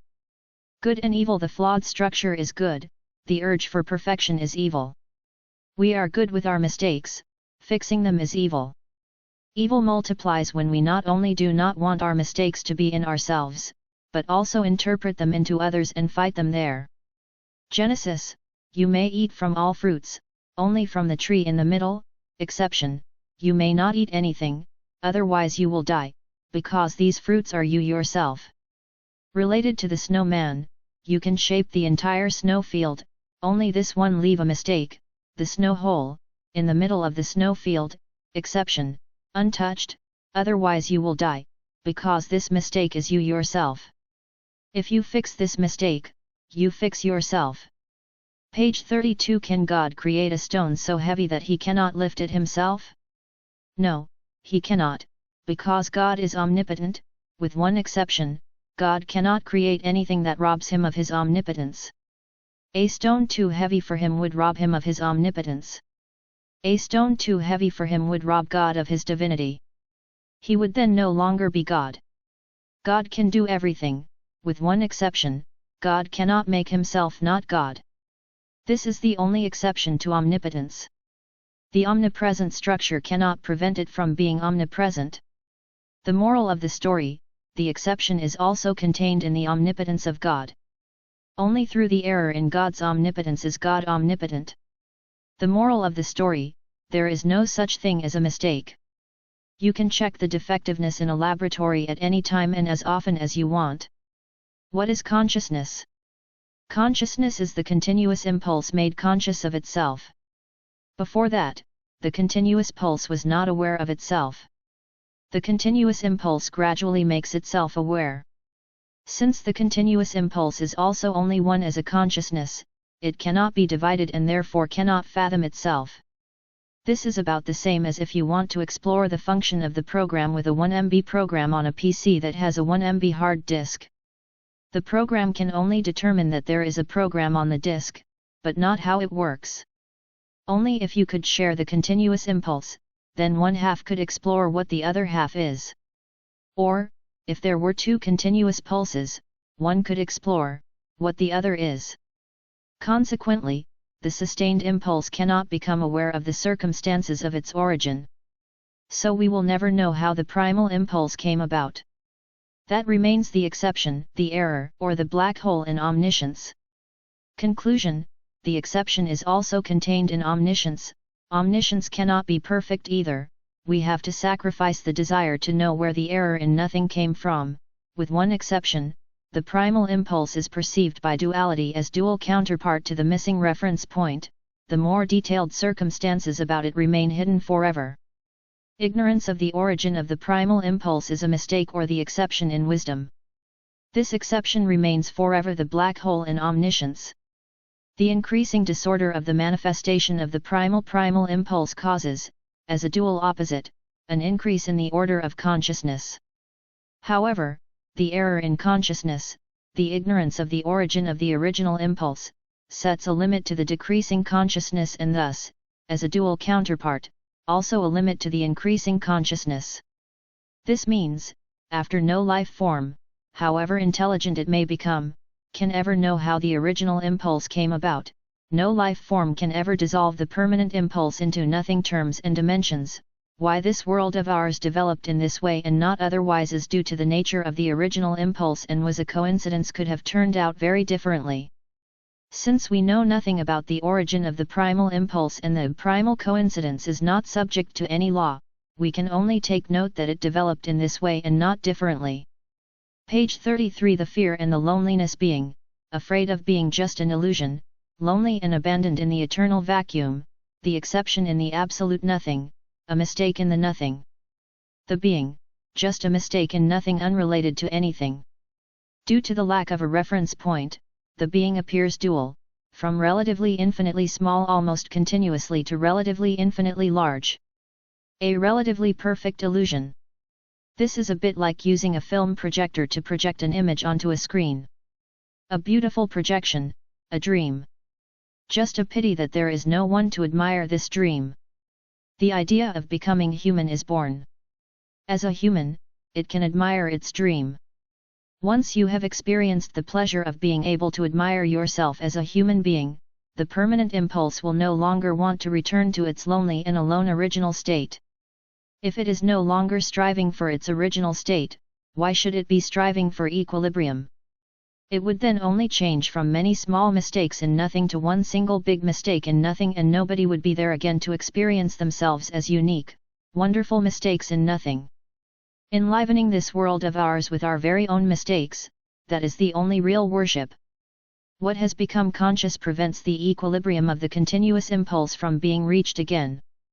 We must either become aware of everything that is not possible, because the original circumstances of the error in nothing always remain an exception in our consciousness, or everything would have to become unconscious again, which is also not possible, because something conscious can no longer become unconscious. Why did the continuous impulse through the Big Bang unfold in a dual way? Because the system of origin is dual, nothing, error. The duality has always been there as the vacuum and its error. In the causal, the dual opposite is also the exception. Why did the system create humans with the means of evolution, the ever-recurring life, further development, and death? The error in nothing, doomed to eternity, just wanted to experience the feeling of being able to die, and that in all variants and variations. Eternity wanted to feel dying. But wait a minute, what about eternity then? Everything is dual with one exception and only relatively limitless. Can't then eternity also only be relatively eternal? Approximately. At page 34. Beginning and end of eternity. Eternity is dual and has a beginning and an end. The question of what was before the beginning and what is after the end does not arise. Because first is the end, then the beginning, the end of unconscious eternity. Eternity was always there, but it didn't know it because it lacked the reference point, is at the same time the beginning of conscious eternity. In between is the exception, which gradually makes everything conscious. The exception turns an illusion into a reality, the duality of eternity with one exception, unconscious eternity, conscious eternity, in between the realization as an exception. Becoming conscious increases the disorder of all that is and reduces the disorder of consciousness. However, consciousness cannot be absolutely ordered. An exception, not knowing about the origin of the original impulse, sets the limit. There is therefore also a limit to disorder as the dual opposite of order, see also page 3, and this sequence of events transforms the snowfield into chaos with one exception, therefore our presence can neither perish nor in an absolutely disordered state. It has limits in both directions, both in the disordering of being and in the ordering of consciousness. Eternity is only relatively eternal, of course it is also reduced by the relative value. In this case the relative value is the time of realization. Before there was no time, after there will be no more time. Time is just a sequence of constantly repeating events in the most diverse dimensions. Once in one direction, then again in the other direction. A second is a circle. A minute is a larger circle made up of 60 smaller circles. An hour is a circle again, etc. The turning point of the times, the cycle of the stars, occurs in the various cycles. Some things repeat themselves after a day, some things after a month, some things after a year, some things after 2000 years, etc., and everything turns into its opposite before it repeats itself. After we become self-aware, there will continue to be a flow of events, but we will no longer feel it as time. In physical terms, eternity must have died once in its full range, one-off counter-impulse, in order to be eternal. Perpetual pulse. Only the one-time counter-impulse leads to the eternal continuous impulse. Everything always begins with the opposite, who ZB builds up, tower, must first build down, foundation, unless he builds the Tower of Babel. Page 35. The eternal being has accidentally perceived itself and recognizes itself as lonely and senseless irrelevance. The whole spectacle we call the universe unfolds to bring rich meaning to the insignificance of eternal being. Where do we come from? What are we doing here? Where are we going next? We were all born once, and the struggle for life begins on the day of birth. For all. For some more, for some less, sometimes more, and sometimes less. But he is there. Nobody can escape him. And so we fight our whole lives to one day lose this fight. This is the sad facade of life. Behind the facade it is exactly the opposite. We were never born. We've always been there, even in the eternity before the Big Bang, but we're not aware of it. We evolved to become self-aware. Only when we are fully aware of life do we always stay there. You can understand that in a lab at any time and as often as you want. Once information is there, it never goes away. When we have made ourselves conscious, the urge to develop further is satisfied for all time. The end of the past is then also the beginning of the future. As a point of reference, life in all its colorful diversity, people, animals, and plants. Every single life is an indispensable part of the whole unity of life. Nothing can be missing. Where should it go? When a life comes into being, the following unite: a seed, lowest quality, highest quantity, with an egg cell, highest quality, lowest quantity. A part of our brain appears to be almost dormant. This is the dormant archive of past memories. The eternal memory is called the Book of Life in Western mythology. This part intervenes timelessly. Because nothing can be irrevocably lost in the cycle of time. It can only be put into another state, in this case, the timeless state. This part also corrects events from days long past. It unconsciously pushes us into situations that we have judged others to have in the past, for as one consciously judges others, so unconsciously one judges oneself. Nothing can be irrevocably dead, with one exception, but we'll get to that later.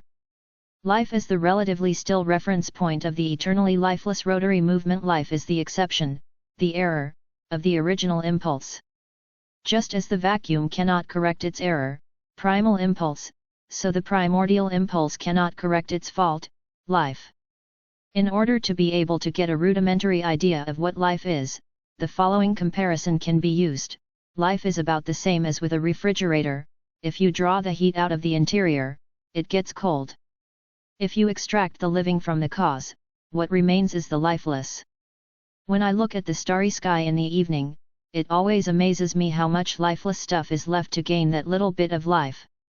Life is a single entity, almost infinitely dual, and has constantly divided throughout evolution, with both parts remaining exactly the same in the division, with one exception.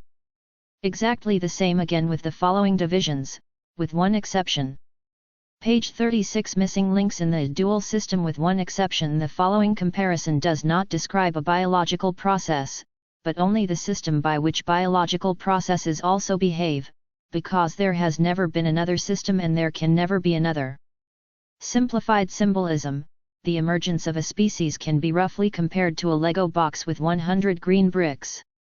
With half you build a green mannequin, the other half, comparable to the afterbirth, placenta, you discard.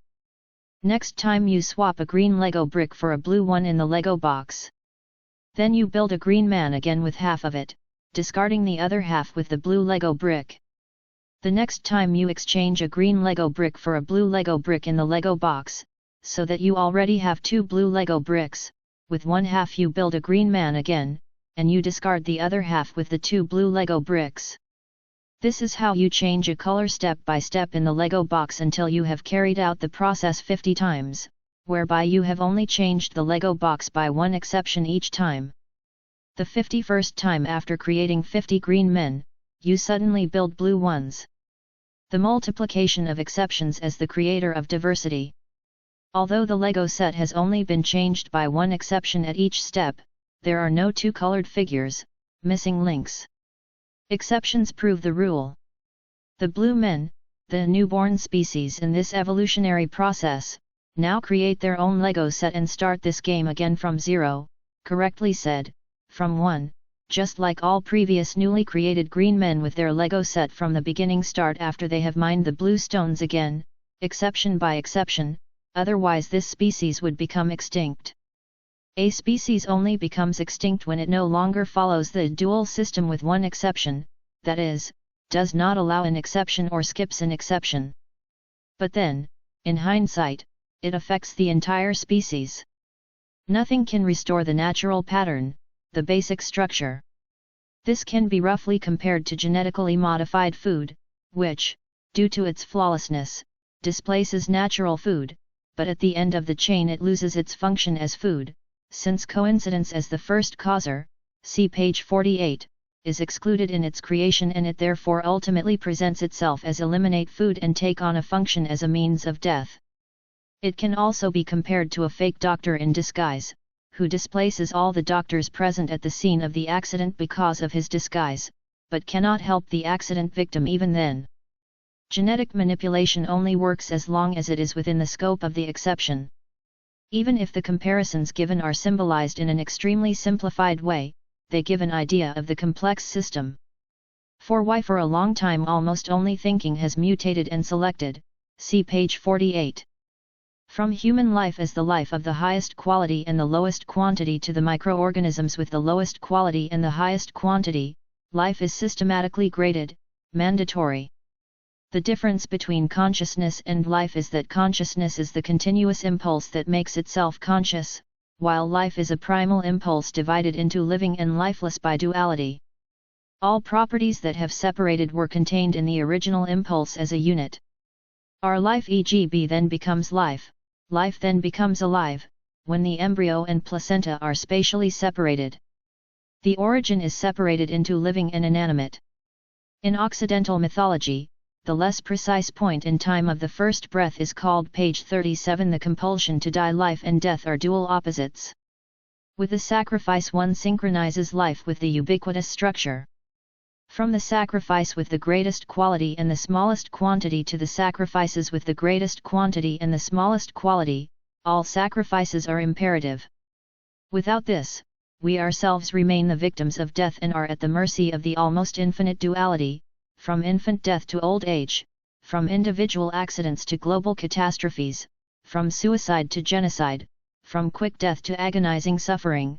Dying forces itself on, in waves, once more, once less, once earlier, then later again, and always in a circle so that it remains in balance, once this people, then that people, sometimes the others, then we, once you, then me again. Even if it doesn't give the impression in the respective time, eternity knows no injustice. Everything will eventually even out.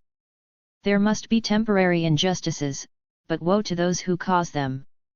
That's how the system is. The process of becoming conscious continues with ever more highly developed life until a life form recognizes the error in the system and keeps it as a unique exception. This error gives life the same structure as the infinite pattern. One synchronizes with the infinite pattern. Relative to the ubiquitous structure, one no longer vibrates. This ends the fatigue. This ends the compulsion to evolve, because then everything stays alive with one exception, namely death. When dying ends, the universal memory that is fully stored within each of us, anyone could theoretically be resurrected within anyone, opens. Then everyone can remember again what role he had intended for himself in the history of evolution and what became of it and what meaning the actions carried out under inner compulsion had, no matter how strange they were.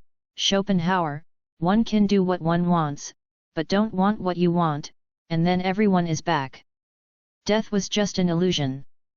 Multifunction evolution as the refinement of sparks and squeaks, making the unconscious conscious, the duplication of unity to an almost infinitely wide variety in order to be able to escape loneliness, and best of all, as eternal beings, evolution also fulfills the only thing that is unattainable for us, namely being able to die. If only as a perfectly staged illusion, but sufficiently long and intense enough to be completely fed up with the constant suffering and dying, and having to start over and over again without access to one's already acquired and irrevocably stored experiences, and thereby to come to the realization that immortality is a blessing and not a curse. Imagine we are eternity. We can do anything, nothing is impossible for us, with one exception, we cannot die. But now we are playing a spectacle with murder and manslaughter, wars, catastrophes, illnesses, suffering and dying, and can experience what it is like when one perishes. In this relatively short time compared to eternity, we learn more and more to understand that eternal existence is incomparably better than being able to die. Anyone who is able to understand this also understands everything inhuman up to the present day and all times before. Everything that we have done to ourselves and our environment, or what our environment has done to us, however inhuman it may have been, then appears in a different light. No matter how fascination the cruel, fascistic, and sad facets of death may have exercised for us eternal beings, we finally have more than enough of dying. The illusion of decay has served its purpose. Page 38. Chronology of emergence regarding nothing. Our theory is limitless. The absolutely infinitely small point is absolutely infinitely large due to the absolutely infinitely large speed. The nothing exists only theoretically, but in practice the nothing has an error. The primal duality, nothing error or theory, practice. We will never know how this error came about, that remains the error in omniscience. Referring to the example on page 3, the snow field symbolizes nothing, the snowman symbolizes the error. The black hole symbolizes the causative one-time impulse. The error or the continuous impulse, the relatively infinitely small point, appears to us as a relatively infinitely large infinity due to the lack of a reference point. She sacrificed a part of herself for the universe. Now the universe has this error too. The process of becoming conscious, the exception in eternity, makes us aware of all this. 1, 2, 3, 4. The nothing, the infinite vacuum, the infinity, the primal impulse, the exception in the nothing, the errors in the vacuum, the Big Bang, the collision of the relatively limitless energy with itself, the absolutely infinitely small point, which due to its infinite speed is infinite small, large, swift, motionless, instantaneous, and eternal.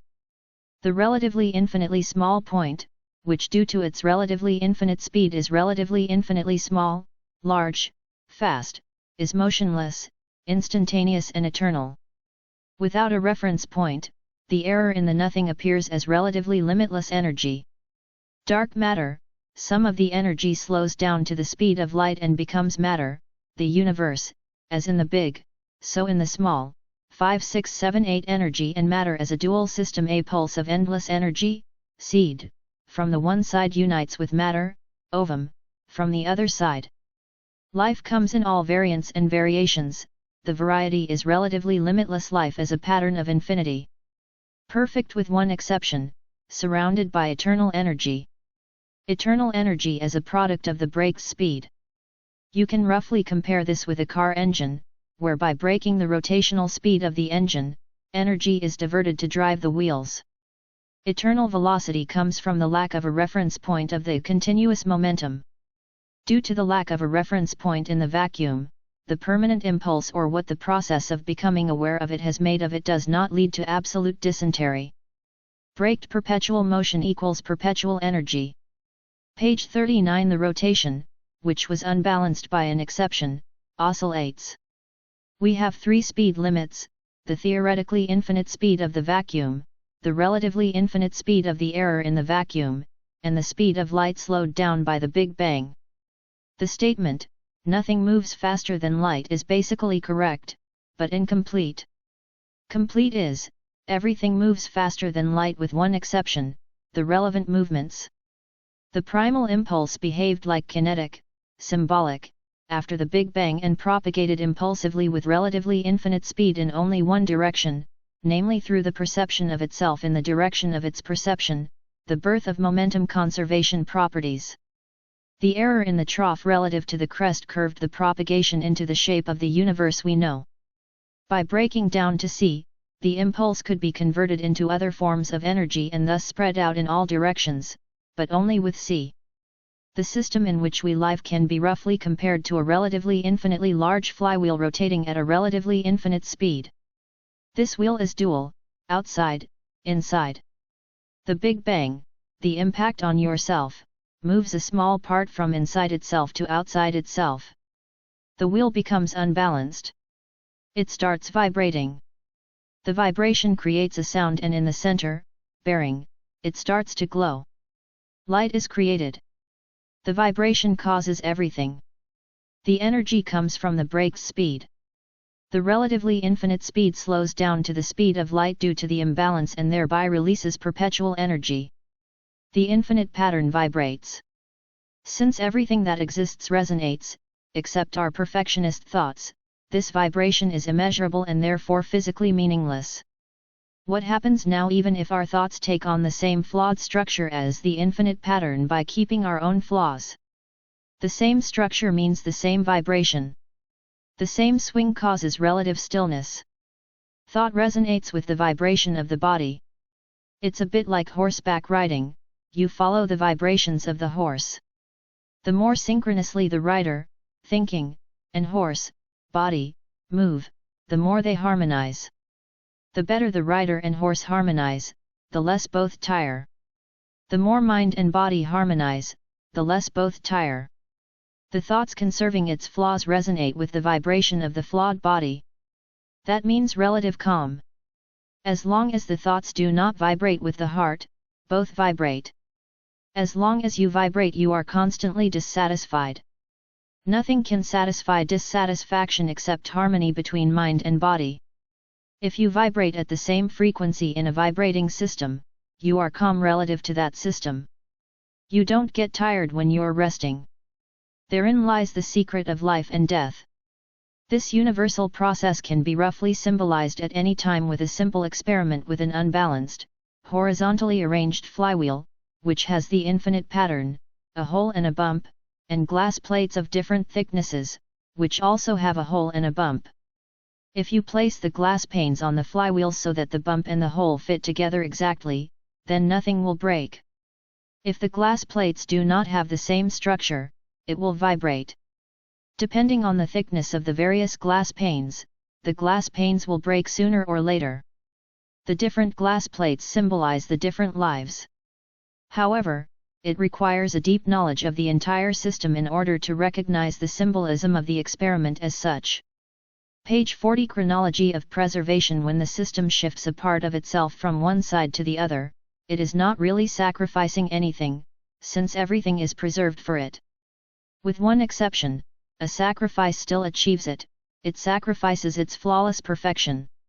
It's a bit like building a snowman on a snow-covered field. The snow is preserved, only the regularity of the snow field is destroyed. It's also a bit like building a sandcastle on a sandy beach early in the morning. Not a grain of sand is lost, only the regularity of the sandy beach is destroyed. Perfection has been destroyed, something new has emerged. 9, 10, 11 Perfection sacrificed comparable to an unbalanced flywheel. The eternal structure vibrates. 12, 13, 14 If you vibrate in a vibrating system with the same frequency, you are calm relative to this system. We will no longer be weary of life. Life never tires, immortality. Same error equals same structure equals same frequency. Rest means, no fatigue. Death remains an illusion of the past. The vision of eternity, being able to die, is only an illusion. The vacuum cannot correct its error, the original impulse. The inanimate cannot fix its mistake, life. When we realize we can't really be dead, we will stop pretending to die. The meaning of life is, to live with your own mistakes.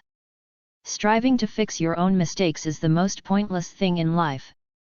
The foundation of energy conservation, the original impulse, energy, see page 48, is due to the lack of a reference point at the same time being and not being.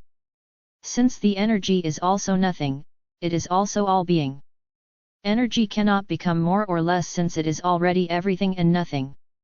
Exception: if nothing changes, everything also changes. However, the ratio of everything to nothing remains unchanged. The average energy density remains constant. You can do this in a laboratory at any time and as often as you want. The fluctuation changes with the size of the vacuum. Page 41. In our eyes we can roughly understand the entire process of the system. The system looks into nothing in search of itself. The eye of matter 1. The white of our eyes symbolizes the nothing. 2. When you look in the mirror, you see a small point of light in the eye caused by the lighting. This point of light symbolizes the Big Bang. 3. The blue field symbolizes the relatively infinite space. 4. The black dot symbolizes the expanding universe. As long as it expands, the mean density would drop, it would get colder. However, in order for the average density to remain constant before zero, new celestial bodies must be born all the time. When we illuminate our eye, listen, the white of our eyes symbolizes nothing. 2. When you look in the mirror, you see a small point of light in the eye caused by the lighting. This point of light symbolizes the Big Bang. 3. The blue field symbolizes the relatively infinite space. 4. The black dot symbolizes the expanding universe. As long as it expands, the mean density would drop, it would get colder. However, in order for the average density to remain constant before zero, new celestial bodies must be born all the time. When we illuminate our eye, listen, the white of our eyes symbolizes nothing. 2. When you look in the mirror, you see a small point of light in the eye caused by the lighting. This point of light symbolizes the Big Bang. 3. The blue field symbolizes the relatively infinite space. 4. The black dot symbolizes the expanding universe. As long as it expands, the mean density would drop, it would get colder. However, in order for the average density to remain constant before zero, new celestial bodies must be born all the time. When we illuminate our eye, listen, the black dot symbolizes the expanding universe. As long as it expands, the mean density would drop, it would get colder.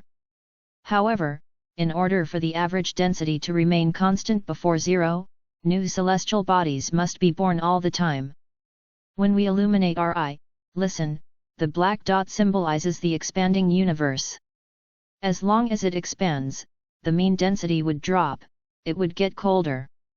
However, in order for the average density to remain constant before zero, new celestial bodies must be born all the time. When we illuminate our eye, listen the black dot to expand depending on the intensity of the lighting.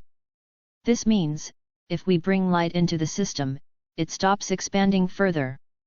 The maximum power we can illuminate the system with is the average value of the thinking part of the system, what we all think together, and the rest of the total, the non-thinking part. When our thoughts illuminate reality, the expansion of the system ends.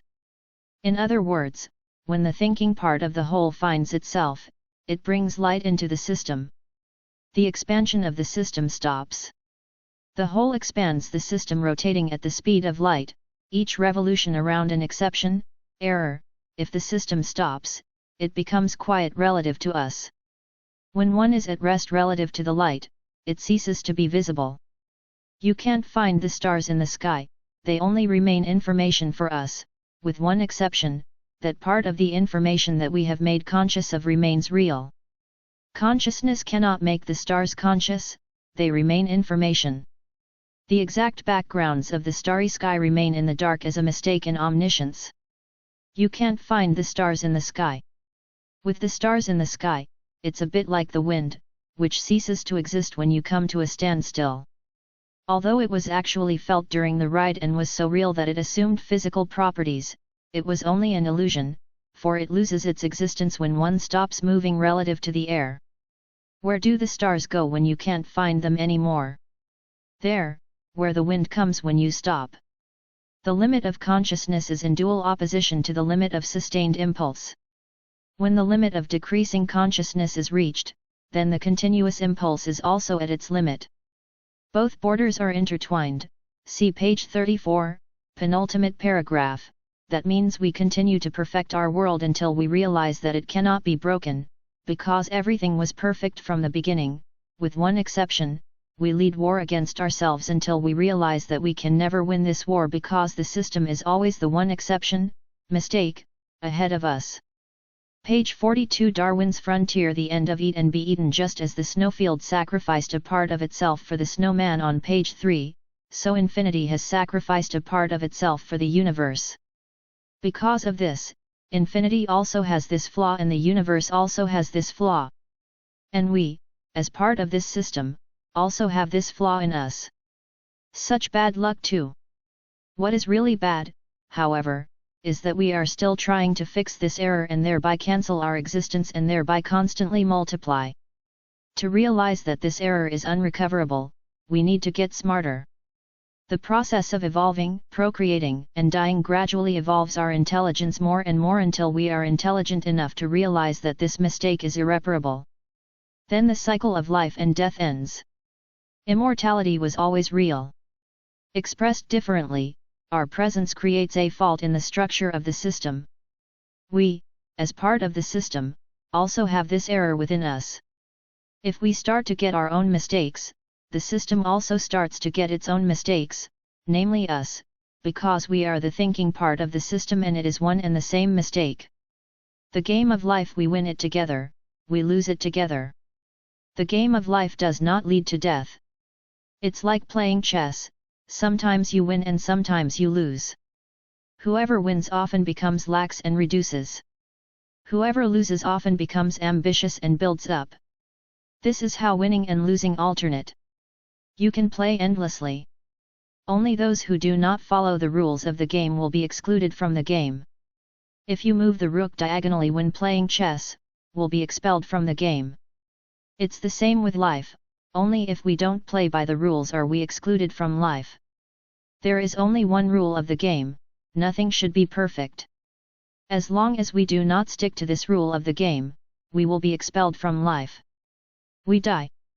One for all for one. All the achievements of this world have always been regularly and systematically misused by individuals or entire organizations. The realization that not fixing our own mistakes raises us above death cannot be abused, hence the last principle until all their mistakes are preserved, no one will live. Either all, or nobody. One exception confirms this principle. Page 43. What does the universe have to do with us? In order to get a picture of the universe, you need a something. That something, whatever that might be, is divided into two parts, black and white. White symbolizes life, black the lifeless. You now take the black, the lifeless, and mix in a drop of white, life. You paint that on a canvas. Then you take some white, life, and mix in a drop of black, lifeless. This creates a white dot on the screen. Even if the whole inanimate is permeated by life, it can only become conscious at one point, namely at the point where life concentrates, white point. Oh, and don't forget to cut a small hole in the canvas. The hole symbolizes the mysterious something with which the canvas was painted. The picture is ready. You can actually leave out the canvas, the picture is painted on nothing. The image in nothing now answers the question of what the universe has to do with us. We are the universe. One question remains unanswered, who are we? We, this mysterious something, which we become one inflated the universe. That will forever remain a secret. Unfortunately, we cannot look into the last window. We are eternal, omnipresent, but not omnipotent. Only our faultiness, our imperfection, is omnipotent. The imperfection is so powerful that one can also call it God if one really wants to use the term God, although this term has been littered beyond recognition by religions and ideological groups. Imperfection reigns supreme, always and everywhere. Nothing can bend them. She ensures that nothing is error-free. This has a causal reason, see page 48, the longing that feelings of imperfection in life. Nothing was often described, nothing was often sung about. Hardly any song has summed up the longing with fewer words than the feeling of imperfection than the song by Rocco Granata, buonanotte, everything you want, you can't have, you will always carry longing in your heart. The most recent conclusion of wisdom, we will never get rid of the longing for more and more, even if we push evolution to infinity. We should therefore end evolution consciously and purposefully. Consciously and purposefully end is complementarity of the accidental, unconscious beginning. Whether evolution, the refinement of sparks and squeaks, is a good or bad thing can be compared to drinking beer. Everything is good up to a certain point, then it starts to get worse and worse. Evolution can also be compared to a shell that has caught a bug, grain of sand. She cannot fix her mistake, but she can make something great, a pearl, out of it. But only up to a certain size. Beyond that, the pearl would become a problem. Page 44. Illusion and reality. The error in the vacuum is reality, its almost infinitely varied appearance is an illusion. However, every single detail of the illusion is reality relative to all other details. Mathematically symbolized, suppose reality is plus, the illusion is minus.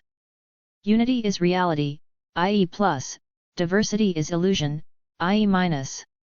From the point of view of unity, diversity is an illusion, unity, plus, times diversity, minus, equals illusion, minus, but one illusion is reality from the point of view of the other illusion, minus x minus equals plus. It's kind of like when a normal meets three idiots, relative to normal the three idiots are dumb, but each idiot is normal relative to the other idiots. Diversity is reality with one exception, only from the point of view of unity is diversity an illusion. It's the same the other way around, unity is reality with one exception, for diversity, unity is just an illusion. Our reality is diverse and yet one we are many and yet one we are everything ourselves. Wherever we turn, we only ever see ourselves. Therefore, you are inexcusable, human, whoever you are, when you judge, because in what you judge the other, in that you judge yourself, because you, the judge, ultimately everything are yourself. Wherever we turn, we only ever see ourselves. The Big Bang as we have described it is not actually a collision with itself, but merely the perception of itself. As revealed at the quantum level through observation that behavior changed measurably, so it also happened in the causal. In our perceptual realm this is happening all the time, both physically and psychologically, but as part of our daily lives we are not aware of it. 1. In the dual system with its exceptions. 0. The vacuum. 1. The error in the vacuum. 2. The dual system, vacuum/error, or also, vacuum/exception. 3. The dual system with one exception. Digital systems are also built according to this system, binary code. We symbolically divide the hard drive of a computer into a dual system, 111, 111, 11110 billion, dual system. You take out a 1 from one side and put it on the other side to the zeros 1111111100000, 010, then you take another 1 from one side and add it back to the zeros 111111110000010001000 and so on. Every program is created according to the same system. Step by step, only one exception at a time. There is no other system in the totality of our existence. Page 45. In the following we refer to the vacuum as 0 and its error as 1. The vacuum inflated 1. I am in you and you are in me. In the vacuum, 0, there is an error, 1, and in the 1 there is an error, a vacuum, 0. Living permeates all inanimate, inanimate permeates all living, holistic, all existence is just a vacuum permeated 1. Just as the 1 in the vacuum does not destroy the vacuum until an exception, namely the perfection of the vacuum is destroyed, so the intrusion of the vacuum into the 1 cannot destroy the 1, but only causes the 1 to become aware, comparable to a zip software that only gets its intelligence when you unzip it, and as a conscious 1 can make itself aware of the vacuum in which it is located, but not destroy it. When made conscious, the vacuum is then no longer an illusion, but reality. However, everything is a struggle between 0 and 1. Everything is just a matter of the opposites between, the vacuum, 0, nothing, and its error, 1, everything, in the joint insight of 0 and 1, each other not being able to get rid of the world, having to live with opposites, being completes itself. There is an exception to everything, save one. Eternity is immune to abuse without exception. This without exception is the exception of our world of exceptions. Everything always roughly evens out at some point. The Third World War. The Third World War is the joint war of all, for a world view compatible with the infinite pattern. Even if the last of all wars claims no casualties, it will go down in eternity as the most terrible. The beginning is already clear, it's the day when thought skips. The end of World War III corresponds to a providence. No stone in our world of thoughts can have remained on top of the other. Page 46. And there was a Big Bang. Causality is the strongest argument against the Big Bang theory. The Big Bang must have had a cause. This cause was in turn caused by a cause, which in turn, and again, etc. The causal principle dictates that. Or not. Can there be an effect without a cause in the causal principle that still does not violate the principle of causality? Infinite Monkey, version 2. A monkey has a typewriter with an infinite number of keys n, 0, but one key among the infinite number of keys is the key U, Big Bang, and so he sits at his typewriter and types random keys. He keeps typing different ns. It is almost impossible that he would ever type the U key. The U key, randomly pressing a key among an infinite number of n keys, is almost impossible. You can completely forget that. And so he keeps typing n keys for an eternity. And yet at some point something will happen that had to happen once when the probability that it can happen is greater than 0. He presses the U key, Big Bang, and everyone was wondering where the cause of the Big Bang came from. The cause didn't come from anywhere, it was always there. The Big Bang carried the cause with it, it was just never active. Chance has activated the cause. And who then activated the coincidence? Nobody activated randomness, it was active every time you pressed an N key, because the monkey was always randomly pressing the keys. And where did the monkey come from with his typewriter? It didn't come from anywhere, because it doesn't exist. He just symbolizes chance. Coincidence caused the Big Bang.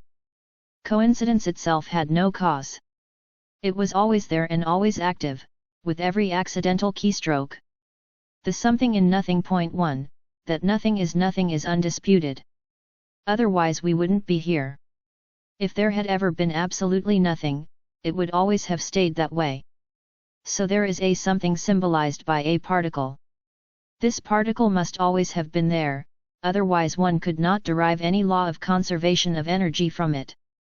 What is this particle? You can't relate it to anything. One has no point of reference, there is nothing else there to which one could refer. According to the principle of relativity, without a reference point, the particle is either there or not, it fluctuates. Point 2, but if the particle is both there and not there, then it also contradicts the law of conservation of energy.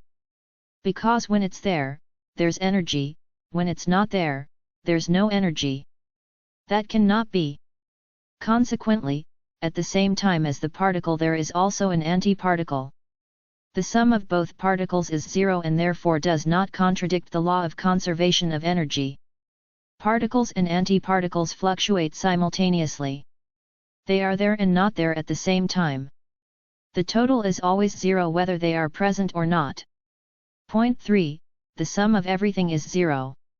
Particles and antiparticles therefore fluctuate simultaneously. If the particle were there before the antiparticle, the sum for that moment would not be 0. Both particles therefore fluctuate simultaneously. The simultaneity of the particles causes a disorientation of the two particles to each other. If the particle were there earlier, the antiparticle could orientate itself via the location of the particle. Orientation is not possible if they appear at the same time. Particles and antiparticles fluctuate at different points due to their mutual disorientation. The endless possibilities mean that both can never fluctuate close enough to perceive each other. They are too unlikely to fluctuate in the same place out of infinite possibilities. That's why they don't know anything about each other. Page 47.4, in the nothing, any number, equal, theoretical possibilities, they not only fluctuate mutually at different places with every fluctuation, but also at different places with every fluctuation, because there is no reference point, reference system, or coordinate system to which they could orient themselves. From eternity to eternity, therefore, particles and antiparticles fluctuate somewhere in nothing, both in different places and also with each fluctuation in different places. They don't know anything about each other. It is too unlikely that they could ever meet. With an infinite number of possibilities, this can almost be ruled out. Point 5. And yet something happens at some point that has to happen once when the probability that it can happen is greater than 0. Despite the endless possibilities, the impossible happens. Particles and antiparticles fluctuate next to each other and thus perceive each other. Interaction. We know from the double-slit experiment that an interaction changes the situation. The interaction in the perception of the particles breaks their symmetry. Particles and antiparticles are no longer symmetrical. Asymmetrically, they can no longer cancel each other out. You can no longer fluctuate back into nothing. There's no turning back. From now on it goes forward, because at the beat back into nothing, particles and antiparticles can no longer cancel each other out due to the broken symmetry. The beat gets a direction. Particles and antiparticles begin to project more and more into nothing with each beat. They can now use their own projection for orientation. From now on they are their own reference system, from which they will project themselves as the whole universe.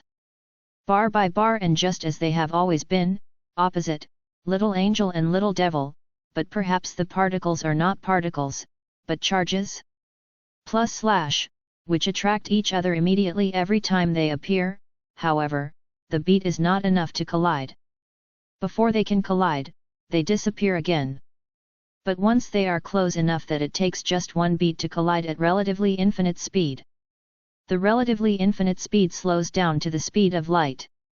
The released kinetic energy of the collision as energy for the resulting universe.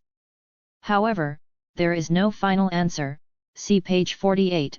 A something with a rest mass greater than 0 moves with infinitely high speed relative to its stationary reference point and carries with it infinitely high energy in the collision.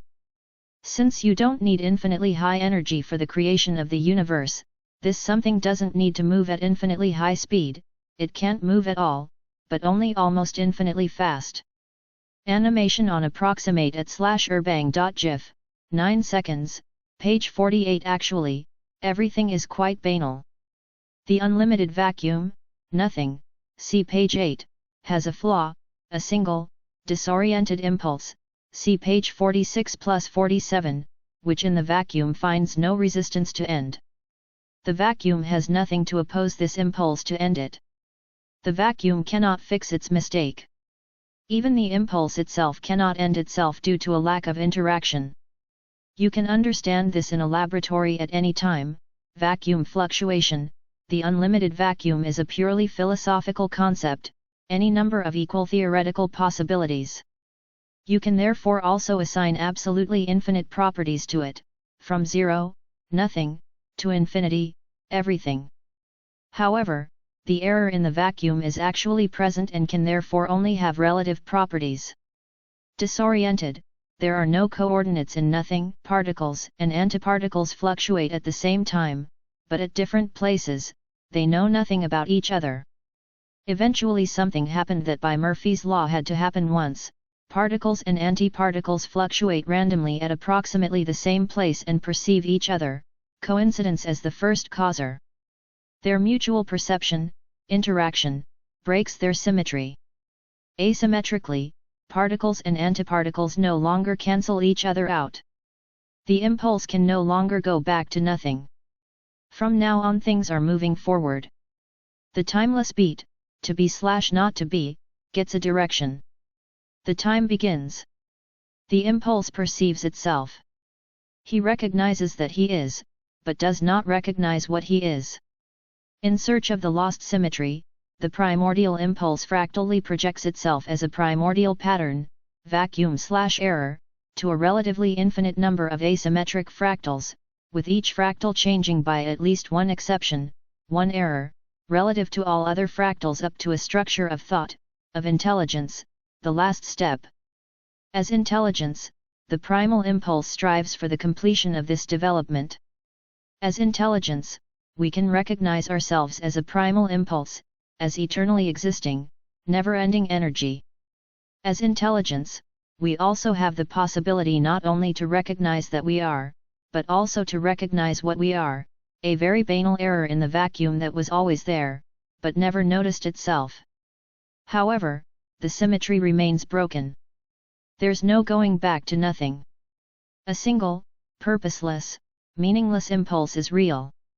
Through the perception of oneself, the impulse projects itself into relatively infinitely diverse, meaningful, multidimensional information, illusions, but each illusion is real relative to all other illusions.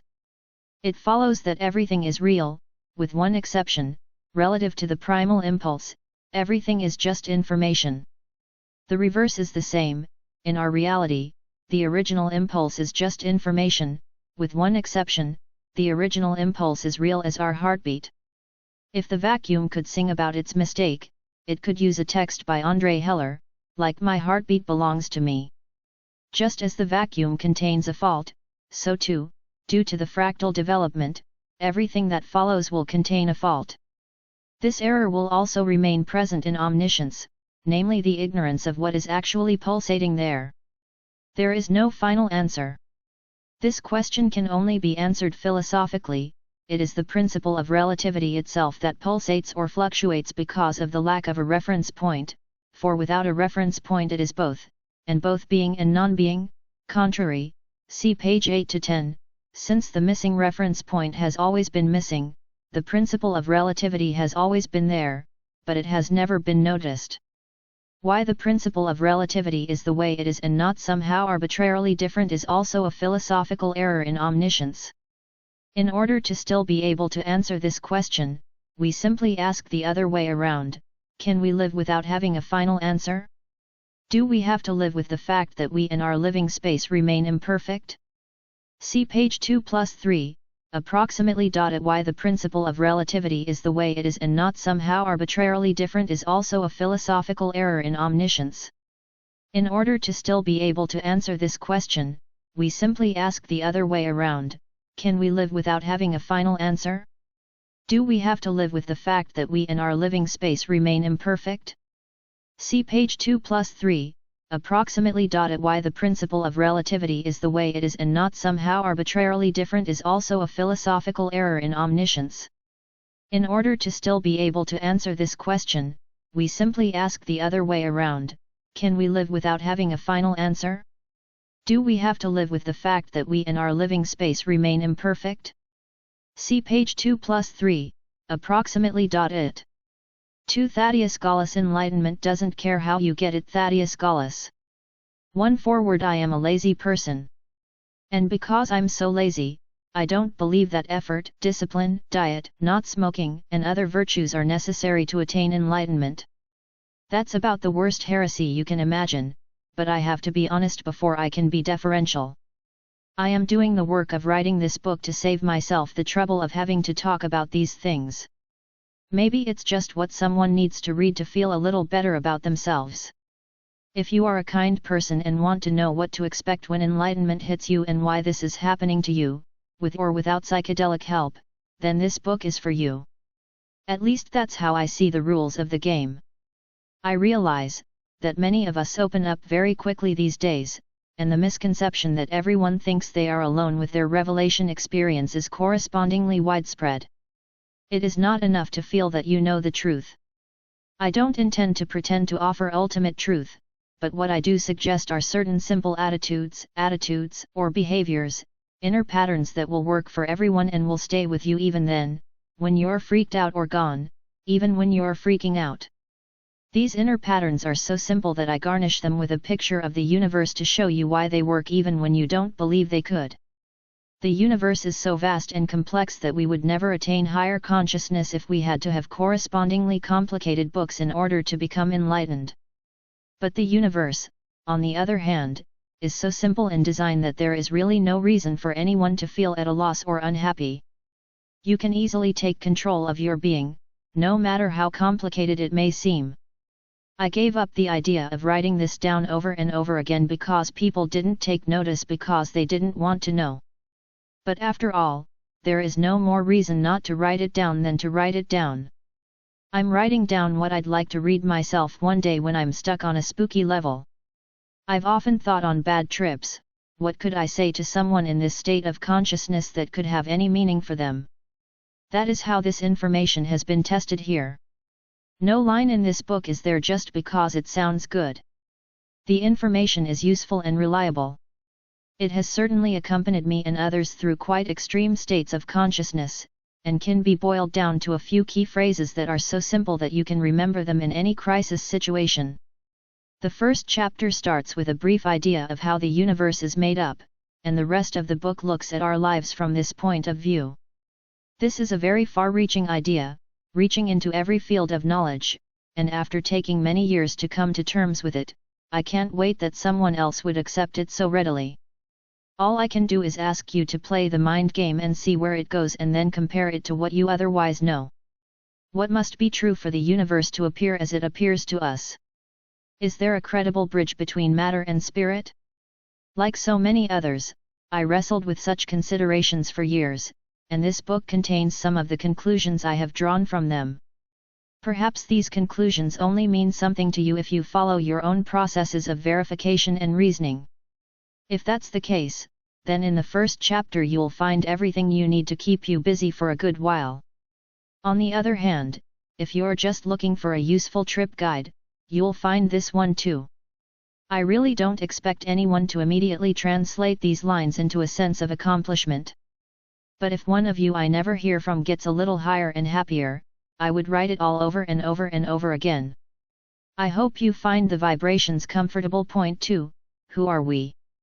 We are all equal beings and the universe is made up of our relationships with one another. The universe is made up of a single kind of entity, each alive, each self-determining the course of its own existence.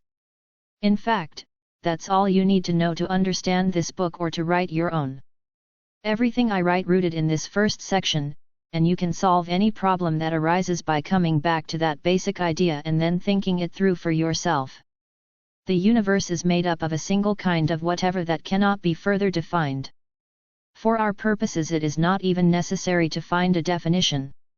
It's enough for us to assume that there is only one kind of whatever and see if that leads us to a reasonable explanation for the world as we know it. The basic function of every being is to expand and contract. Expanded beings are permeable, contracted beings are dense and impermeable. Therefore, we can all, alone or together with others, appear as space, energy, or mass to the extent that how we have expanded or contracted, and in what kind of vibrations we express ourselves through the alternation of expansion and contraction. Every being has its own vibrations. A fully extended being is space. Since permeability increases with expansion, we can be in the same space with one or more expanded beings. In fact, all entities in the universe can be one space. We experience the expandedness as awareness, understanding, comprehending, or whatever we want to call it. When we are fully expanded, we have a sense of total awareness of being one with all life. At this level we have no resistance to any vibrations or interactions of other beings. It means timeless bliss with an unrestricted choice of consciousness, perception, and feeling. Space is a level of experience that we can all attain, but it is difficult to speak of it on our current level of being, because that is infinite. Our level requires boundaries and definitions. We could say, all experiences are accessible to the one mind and the one mind is all of us or someone at the highest expansion level. Or we could theorize, God could not create anything more limited than himself that would endure. But if he duplicates himself, then he can enjoy a permanent universe.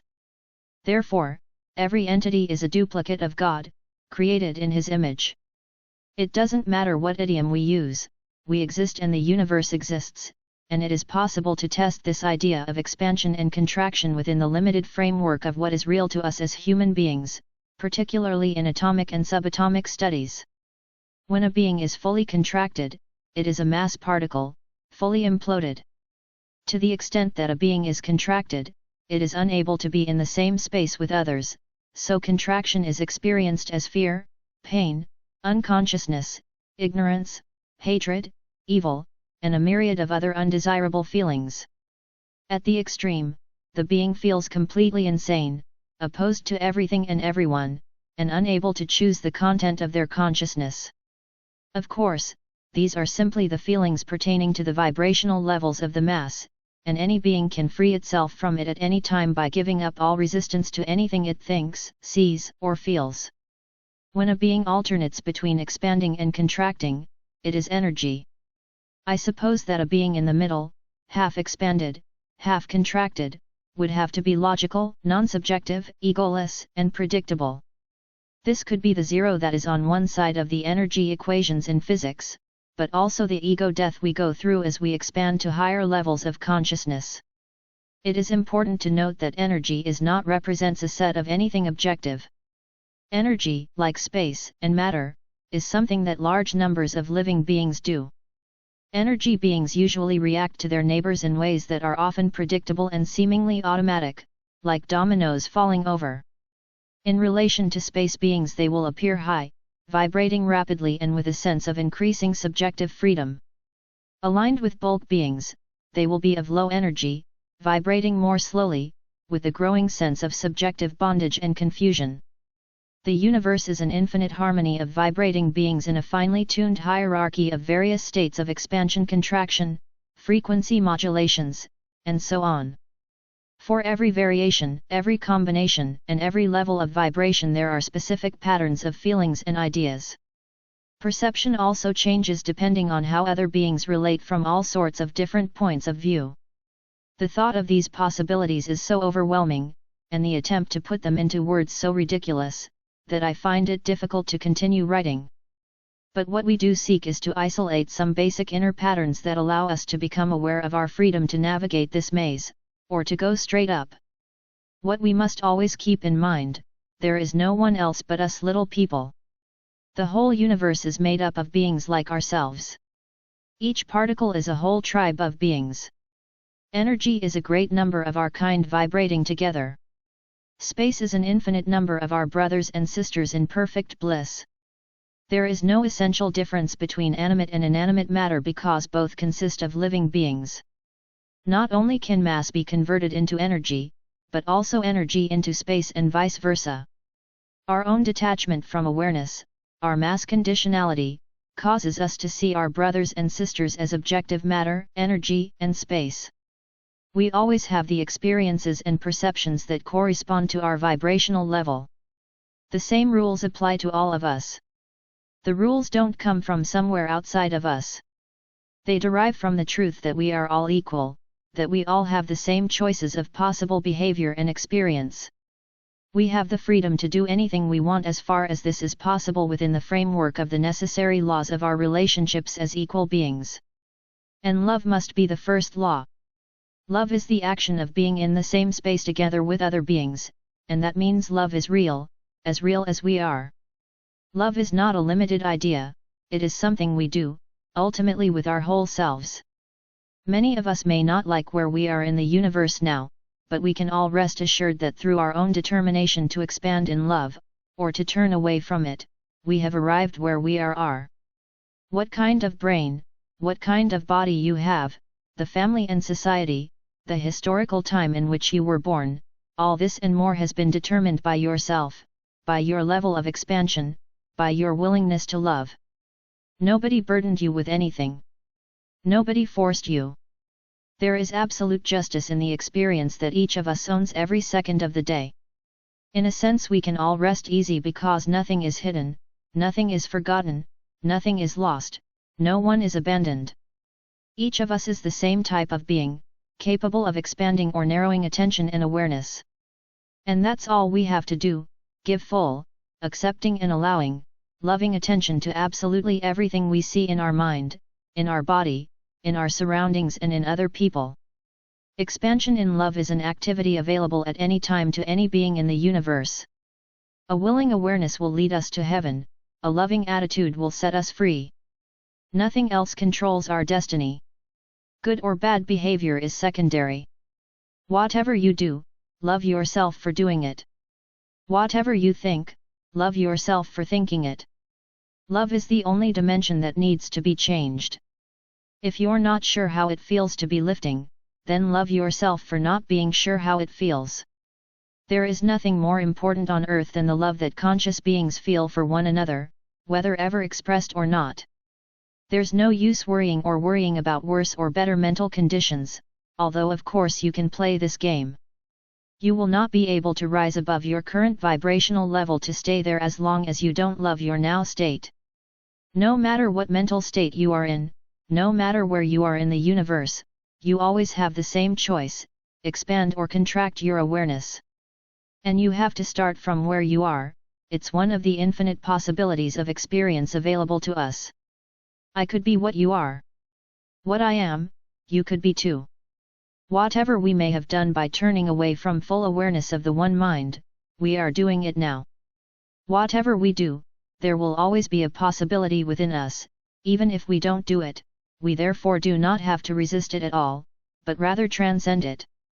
I often use phrases like this: I always carry that inside me. This also I can know with a fully expanded awareness. We can trust the course of the universe. If these rules of love are true, then they are effective whether we agree with them or not, whether we are conscious of them or not, whether we speak of them in words or not. The reality of love is something you do for yourself, with or without words, and judge the results according to your own experience. All information of this kind exists in space for all time and does not require books for its reality. All of this is always within you. It follows that I am not writing this book because I feel I must oppose what anyone is believing right now. Beyond all considerations and reasons there is the mystery of love. You know that we are all equal. Nobody really needs any help from anyone else, nobody needs to be told or given, and then you still do the most sensitive act, do it best of what is in you for your brothers and sisters. I'm sharing what was given to me when I felt I needed it. If I felt this way, maybe someone else feels this way too. This is a letter to my sisters and brothers, a message of love and an attempt to show that, even when we thought love was not at work at all, it was working perfectly. It's an interesting exercise for our thinking to turn the whole game upside down. The problem isn't how to free yourself from the mass plane, or how to reach enlightenment.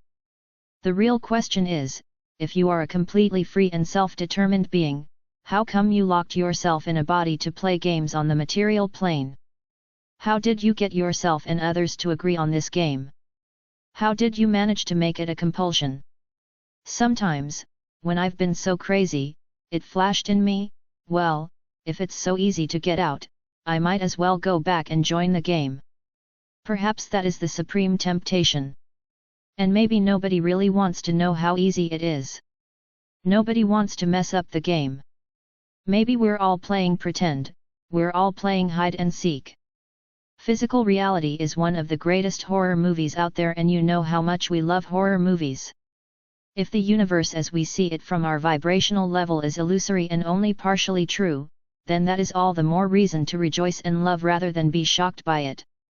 Everything that happens on Earth can be experienced at any one of thousands of vibrational levels, from the most joyful to the most gloomy.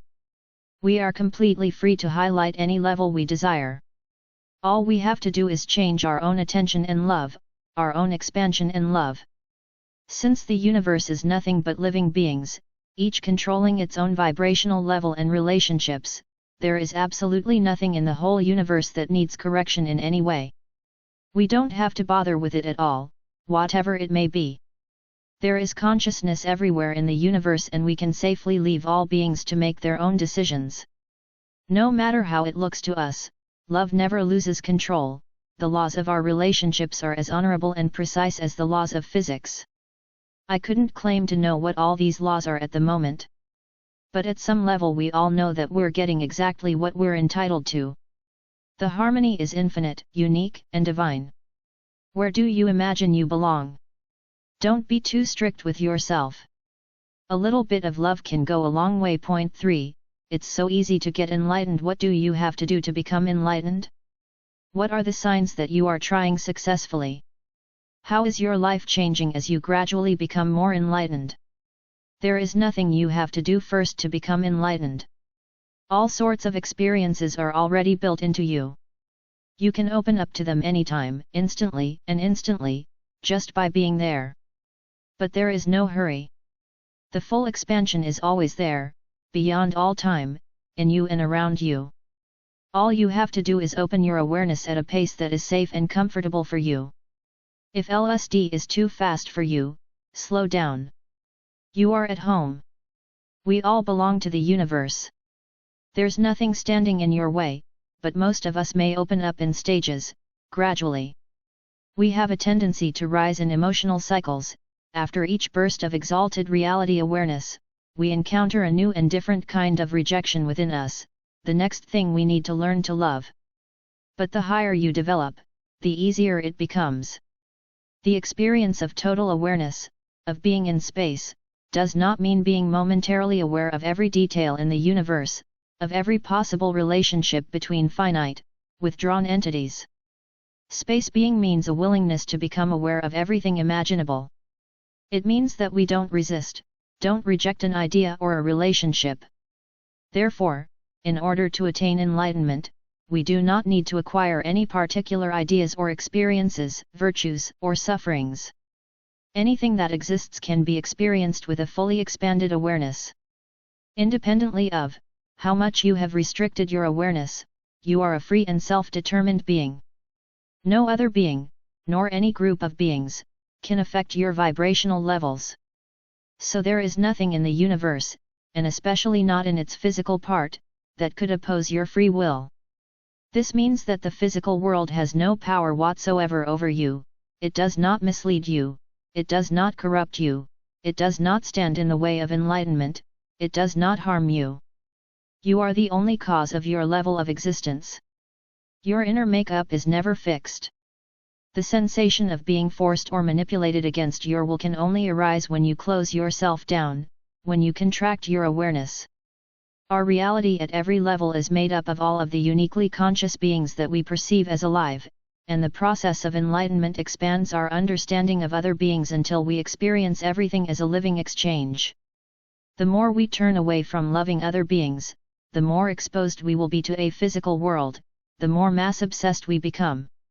On the other hand, the more we open ourselves to our brothers and sisters, the less rigid the world becomes. Enlightenment is any experience of expanding our consciousness beyond its current limitations. We could also say, perfect enlightenment is realizing that we have no limitations at all and that the whole universe is alive. The difficulty of writing about these things and the problem with all efforts speaking of how to attain them comes from trying to speak in limited terms of crossing the limits. To be enlightened is to be in a state of fluid awareness, deeply open. Enlightenment is the process of expanding yourself, not arriving at another level with different, new limits. Right there is no way of looking at life after enlightenment. We are not obligated to be or not to be anything as long as we are whole in our feeling and thinking. What does being whole mean? It means that we must be willing to take in, to contain, whatever is just different than any limited idea. It means knowing that when we emphasize a positive, we simultaneously create a negative. If we elevate knowledge to the ideal, we have to contend with ignorance, which is just different from knowledge. If we emphasize the ideal of holiness, we must live with sin, which is its companion, and accept our responsibility for creating it. If we refuse to do this, does this mean a contraction of our awareness? We are becoming dense, becoming mass-level entities, incarnating into physical bodies. And we cannot control what we have refused to create, it is forced upon our attention whether we like it or not, and so we live in a world of sin and ignorance. However, if we remain constantly open and unresisting to such negativities, we are not forced to live long with them. If we admit that ugliness is always within us, we are free to create beauty. When we know that stupidity is always within us, we are free to prefer insight. Love is therefore the highest and most sacred act, because it always contains what is not love, it is always and forever in motion, to include the unloving. How often do we try to find a chain of cause and effect in our experiences when what is actually happening is just the oscillation of changing premises? For example, we may choose a negative task, such as monastic discipline, and feel enriched by it. Or, conversely, we may indulge in a seductive pleasure and then feel betrayed. But we never take a step back to see that we are just swinging back and forth like a pendulum. Many of us persist in thinking of ourselves as just kind, good, and wise. We try to be pendulums, just swinging to one side. The cure for such confusion is to love, to experience life without intellectual resistance, until we have ascended through the mass and energy plane to the space plane. At this level, where love is constant and our awareness is open, we will more easily understand the wonder of how it is possible to contain contradictions, opposites, and paradoxes. We will be free to experience what we desire because we do not deny that we always contain whatever is different than what we have chosen. Karma does not mean paying for exactly what you did in the past. It can only happen to you that as you raise your vibrational level, you may encounter the same type of experiences that you have shied away from in the past, or you may encounter something different than what you are looking forward to just concentrating. If you try to shut down, you will fall back to a lower vibrational level. But if you face undesired events calmly, take them in your mind, and love yourself for not liking them, then you will keep ascending. You could say that for a while you have to embrace your bad trip along with your high. As you struggle to cope with and love each new disturbing phenomenon, you will begin to realize that none of the menacing evil that has plagued you is gone from the world, but your inevitable feelings of despondency and helplessness will be gone. You will learn to navigate your way around or through turbulent vibrations, and in due course you will not encounter them at all. You'll see how to change your feelings and experiences by understanding how they relate to your level of consciousness. For example, if your feelings are starting to go stale after a deep love affair with someone, which is especially likely if you were high on marijuana or LSD at the time, you can take this to mean that you are both gradually moving out of the state being in the same room, withdraw by vibrating at a lower level again now. When you know this, and know that the low mood can pass as easily as it came, you are less likely to make big decisions and get into arguments about it. You relax your awareness and watch it all pass. Many of us today experience transient highs and flashes of epiphany, especially when under the influence of psychedelic drugs. If, after such euphoric moments, things start to get weird in an unfamiliar way, don't let that confuse you. It could be a sign that you are going even higher. By now we should realize that we tend to return to the vibrational level where we feel safe, which needs to be changed. And that can only happen through a resistance-free state of consciousness and a constantly expanding love. It's natural to look to your everyday experiences for signs of success on the road to enlightenment, or simply to a happier existence. For your everyday life is actually nothing more than an expression of your mental state. Your life will change as you become more loving, but not at one exactly predictable way. It matters not so much what is happening as how you respond to what is happening around you. A good attitude towards any goal is this: it's fine when it happens, it's fine when it doesn't. Long before you are sufficiently advanced to trust yourself to make choices about your future, you will find that you are no longer so interested in prediction. You won't mind letting go of one wonderful experience because love will make the next one just as blissful.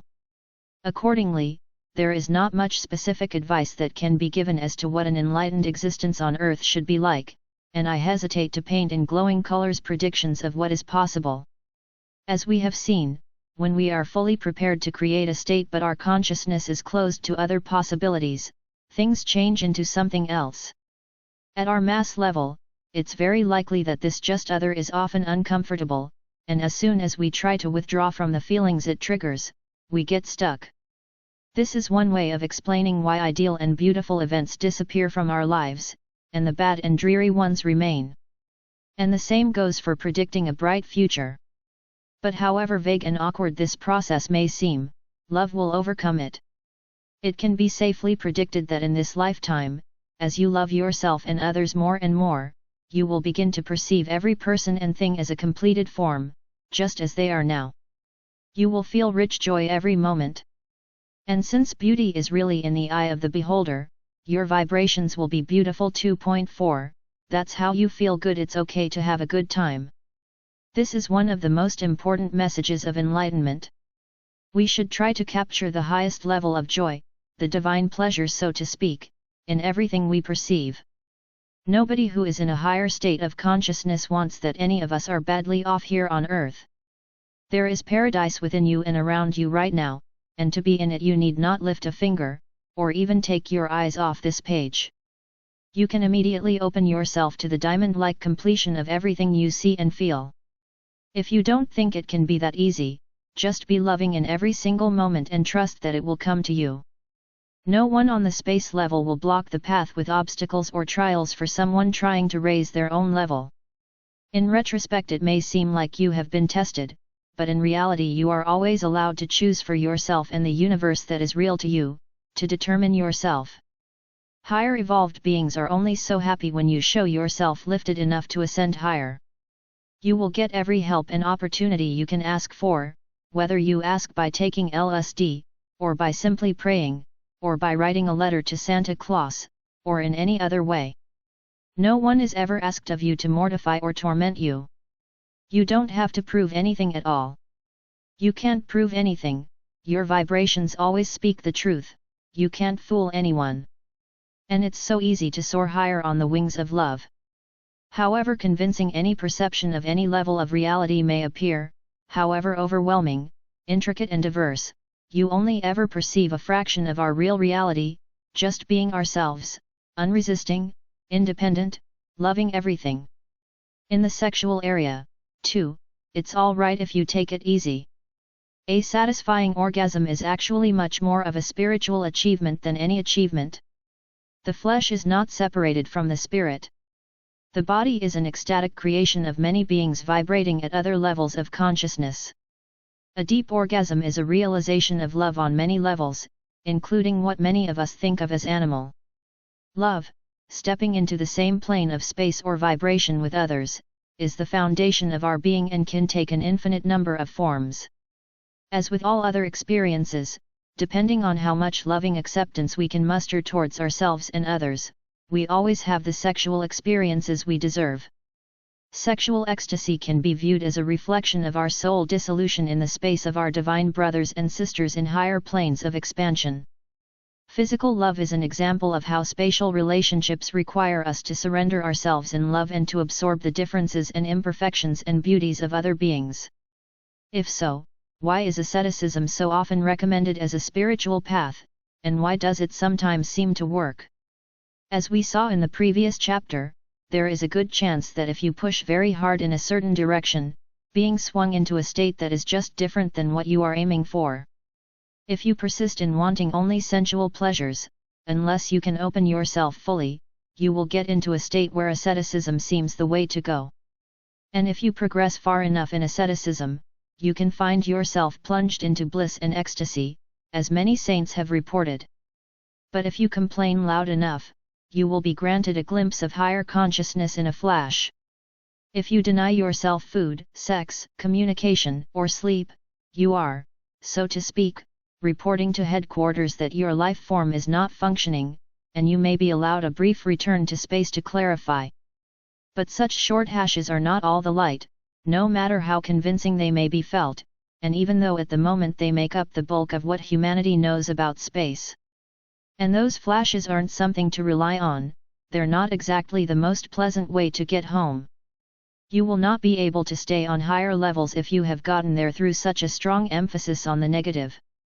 You may console yourself with any highly intelligent rationale as to why you are coming back to Earth. Asceticism will always bring you back to the physical plane until you can love enough to rise beyond it on a positive path. In fact, it is love itself that is the positive path to space. There is no wisdom or holiness that can ever excuse a lack of love in ourselves or in others. And also in sexual relationships, love overcomes the pendulum effect, the alternation of yin and yang.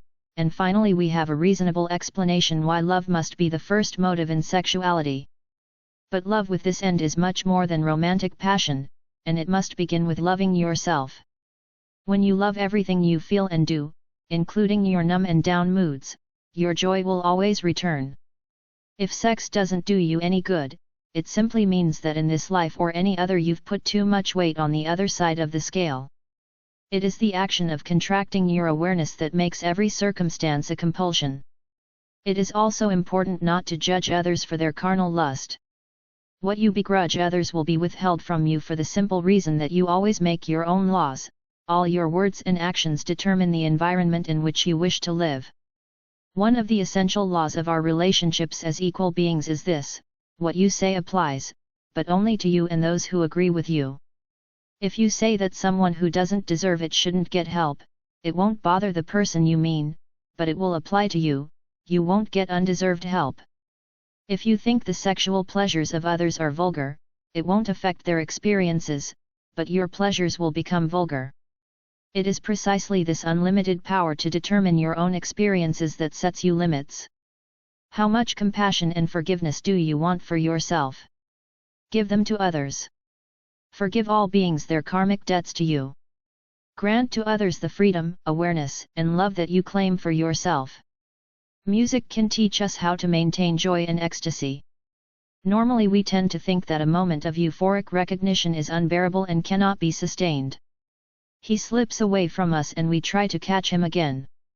This is because we don't like to let him go, because we don't want to accept the idea of being far away from him. But if we consider the example of music, where we let one sound pass in order to hear the next, our delight can be steady even though the vibrations alternate. If we listen to the world and allow it to affect us without either-or judgments and ideas, we can learn to perceive every moment of joy as a sound in the infinite harmony. The world orchestra plays the well-known tunes over and over again, and the elders stand around tapping their feet while the youngsters dance have been shelved over the course of the previous chapters. I have no intention of causing anyone to memorize all the diverse trains of thought in this book. But I recommend you to memorize the following lines printed in italics. They are simple enough, so you can keep them, and they will work in any mental crisis. Have them ready in your head. One of my psychedelic excursions got off to a false start and I ended up having a really bad trip. As I looked at the people around me getting angry, shriveled up, colorless, old and scary, I suddenly thought, well, who do you have in mind, who needs to be loved? And without further ado the doors opened and I was in paradise. No resistance. This doesn't mean that you have to be physically passive or ignominiously endure bad vibes or shut-offs. It says that there should be no resistance in your thinking. Be free in your head, act out of love and do what makes you feel good. There is no course of action that is right or wrong in every case, the only real variable is the love you act out of. As you open your awareness, life will improve, you don't even have to try. It's a wonderful paradox, the more you open your awareness, the fewer unpleasant events will intrude on your awareness. Love as much as you can from wherever you may be. Remembering this phrase is especially good when you're feeling anxious, mentally incapacitated, or have taken some bad stuff. Write it on the wall in your room. It may be that you don't want to love what you see or feel at all, you might not be able to convince yourself at all that you can love it. But just decide to love it. Tell yourself out loud that you love it, even if you don't believe in it. And say, I love myself for hating this. Love it the way it is. How you see the world depends entirely on your own vibrational level. When your vibration changes, the whole world looks different. It's like those days when everyone seems to be smiling at you because you're feeling happy. You can raise your vibrational level by feeling more love. Start loving your negative feelings, your own boredom, your gloom, and your despair. It's hard to believe, but it is no use changing the content of your thoughts to change the level of your vibrations. It is useless to change your ideas, beliefs, behavior, place of residence, or friends for the purpose of increasing awareness. It is neither arbitrariness nor coincidence that you are exactly where you are. Therefore, there is no harm in first becoming clear about your behavior before you think about changing it. Otherwise you might find yourself searching all of creation for your right place, and find that even in the sea of eternal bliss you don't feel like you're in the right place. You take yourself with you wherever you go. As the Zen says, if you can't find it where you are, where will you go, to look for it?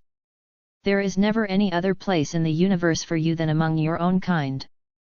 The direction of change you must seek is not in any of our 4 dimensions, it means going deeper into who you are and where you are, like turning up the volume on an amplifier. Love yourself.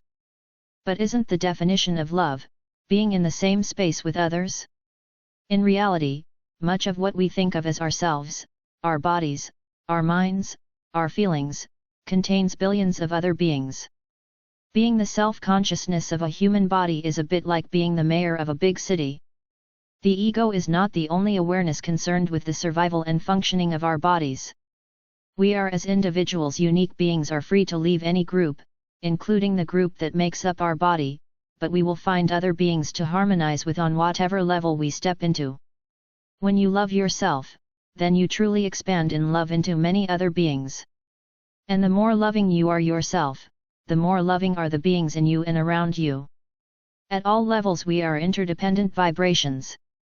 Play a happy tune and happy dancers will join your trip. In another sense, loving yourself means a willingness to be in the same space with your own creations. How pulled together would you get if you tried to turn away from your own ideas? But loving you has nothing to do with building your ego. Selfishness means that you have to prove yourself valuable after sinking into self-loathing.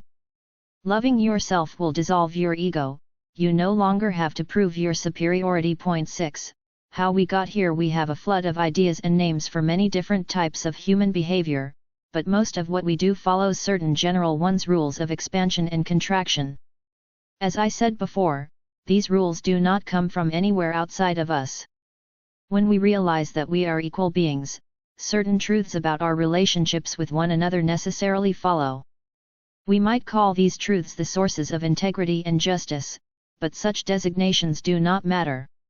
It just has to be like this if this life universe is to exist at all.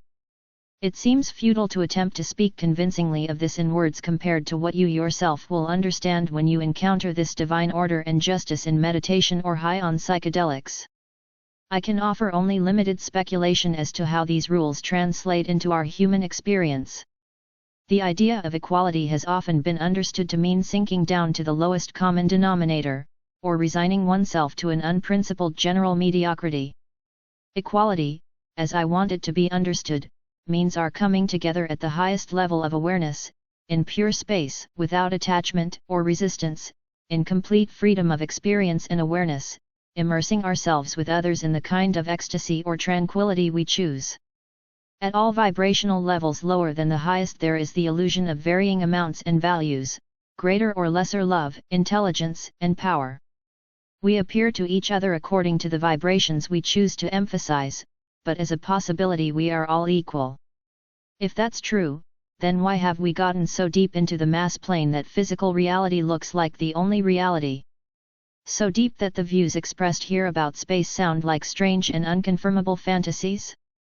As for confirmation, I believe that the conception of equivalent entities can lead to a reintegration of readily available data into physics, and that we can then draw conclusions from this information to describe the laws of our relationships on a universal scale.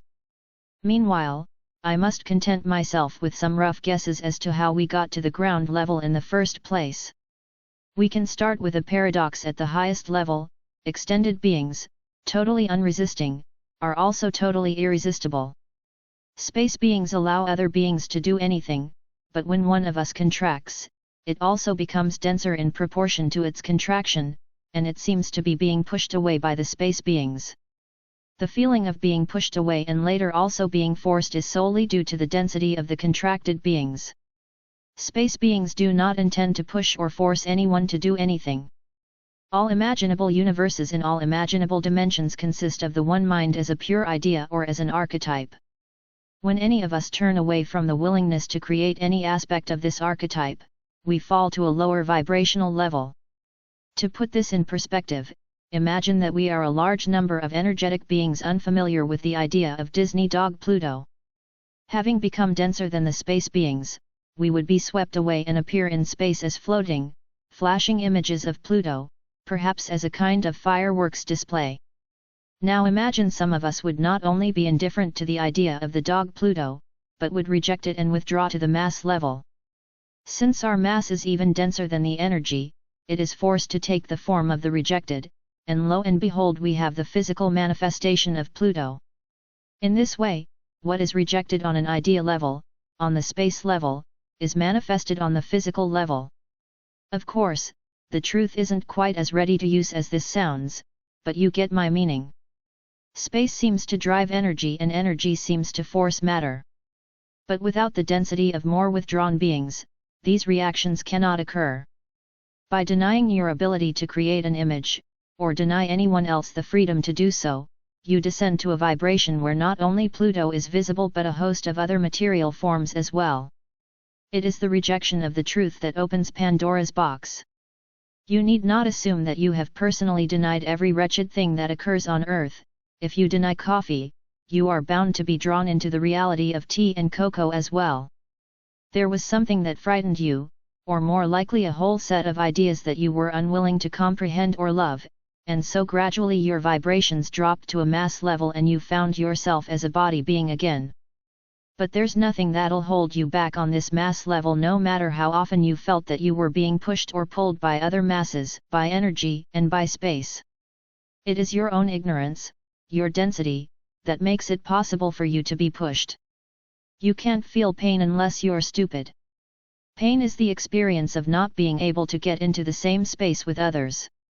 But all you have to do to become free of pain, to become not stupid, is to be willing to be aware of whatever comes into your awareness. There are many events in everyday life on earth where we can see the process of coercion by rejection working. Of all the paradoxes we grapple with on the material plane, perhaps one of the most perplexing is the failure of good intentions. Good people try to do good and end up doing the opposite.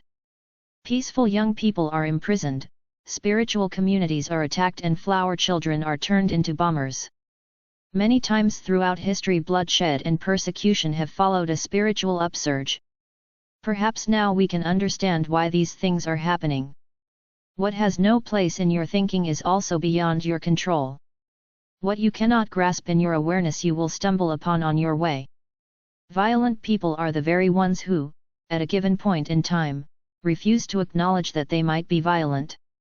It can also happen that you yourself become a victim of violence if you do not want to recognize that people fall victim to violence, because you are not sufficiently aware of how it is happening to be able to avoid it. Everything that manifests is there because we have refused to acknowledge it. Although this is hard to believe, the way out is not to continue resisting, by rearranging the furniture, so to speak, but by a willing acknowledgement of what is there, in short, by loving it. Which of course we should have done from the start. Unfortunately, most people with good intentions try to deny or eradicate what is already manifest. And many spiritual renewal movements deny even more intensely the facts of our vibrational level. What can we do about evil? Quite a lot when our heads are clear. My overarching motto is, keep your awareness open and know that your evil has manifested in your life because your love has been lacking. The real enemy, if there is any, is within yourself, in your inability to love enough. But there is no moral judgment involved in our confrontation with evil. If you refuse to acknowledge that cars exist, you will be hit by cars, not because you are sinful or neurotic, but simply because you are not paying attention to the cars. You won't see her coming. Some people think that thoughts are things and that one must avoid negative thoughts, otherwise they might materialize. As we have already seen, thoughts are certainly very powerful when extended beings think them. But trying to turn away from thoughts primarily led us to be incarnated on a mass level. If you avoid negative thoughts, sooner or later they will manifest themselves physically. It is your resistance to the negative thought, whether conscious or not, that allows it to manifest itself in your life. What am I doing on a level of consciousness where this is real? This is the first question you must ask yourself when you see something ugly, evil, or stupid. We are always in communion with our equals, and the justice of love is always perfect. The universe is an infinite web of perfectly ordered love relationships, and if you lift enough, you rise higher. You don't have to wait until your lifetime is over. Your movement as a being is not horizontal through time, so to speak. All states of consciousness are accessible here and now. Every possibility of the past and future is timeless, always there, and you activate your level of reality through your own vibrations. To be who you are is a jewel of consummate ecstasy. You are at the level of consciousness that contains the greatest joy and ecstasy that you are able to accept. Regardless of what I tell myself or what I've experienced at times, my greatest pleasure right now is sitting in a pad in San Francisco penniless and writing this book. Try the following phrases during meditation: I surrender to this reality, I have no resistance to this reality, I am one with this reality. I surrender to the justice of our equality. I have no resistance to the justice of our equality. I am one with the justice of equality. 7. Self-improvement. I hope you will find it encouraging to learn how these general ideas can be applied to eliminate evil in yourself and to achieve spiritual self-improvement. The more bad thoughts and feelings you try to eradicate from yourself, the more numerous they will be. Since I myself prefer certain activities, I have to be careful not to recommend them as regulations. So in this chapter I must get even more personal and clearly explain my bias. I'm lazy, and it annoys me when I see people struggling diligently to self-improvement with methods that don't work, and then press me to do the same. They are often the loveliest of people, and I would love to join them on the inside if I thought they might succeed. On the other hand, it could also be the case that they know that they can never achieve their goal with their methods, and I'm the fool because I make known what everyone has secretly known for a long time. If we didn't have these games, it would be boring, wouldn't it?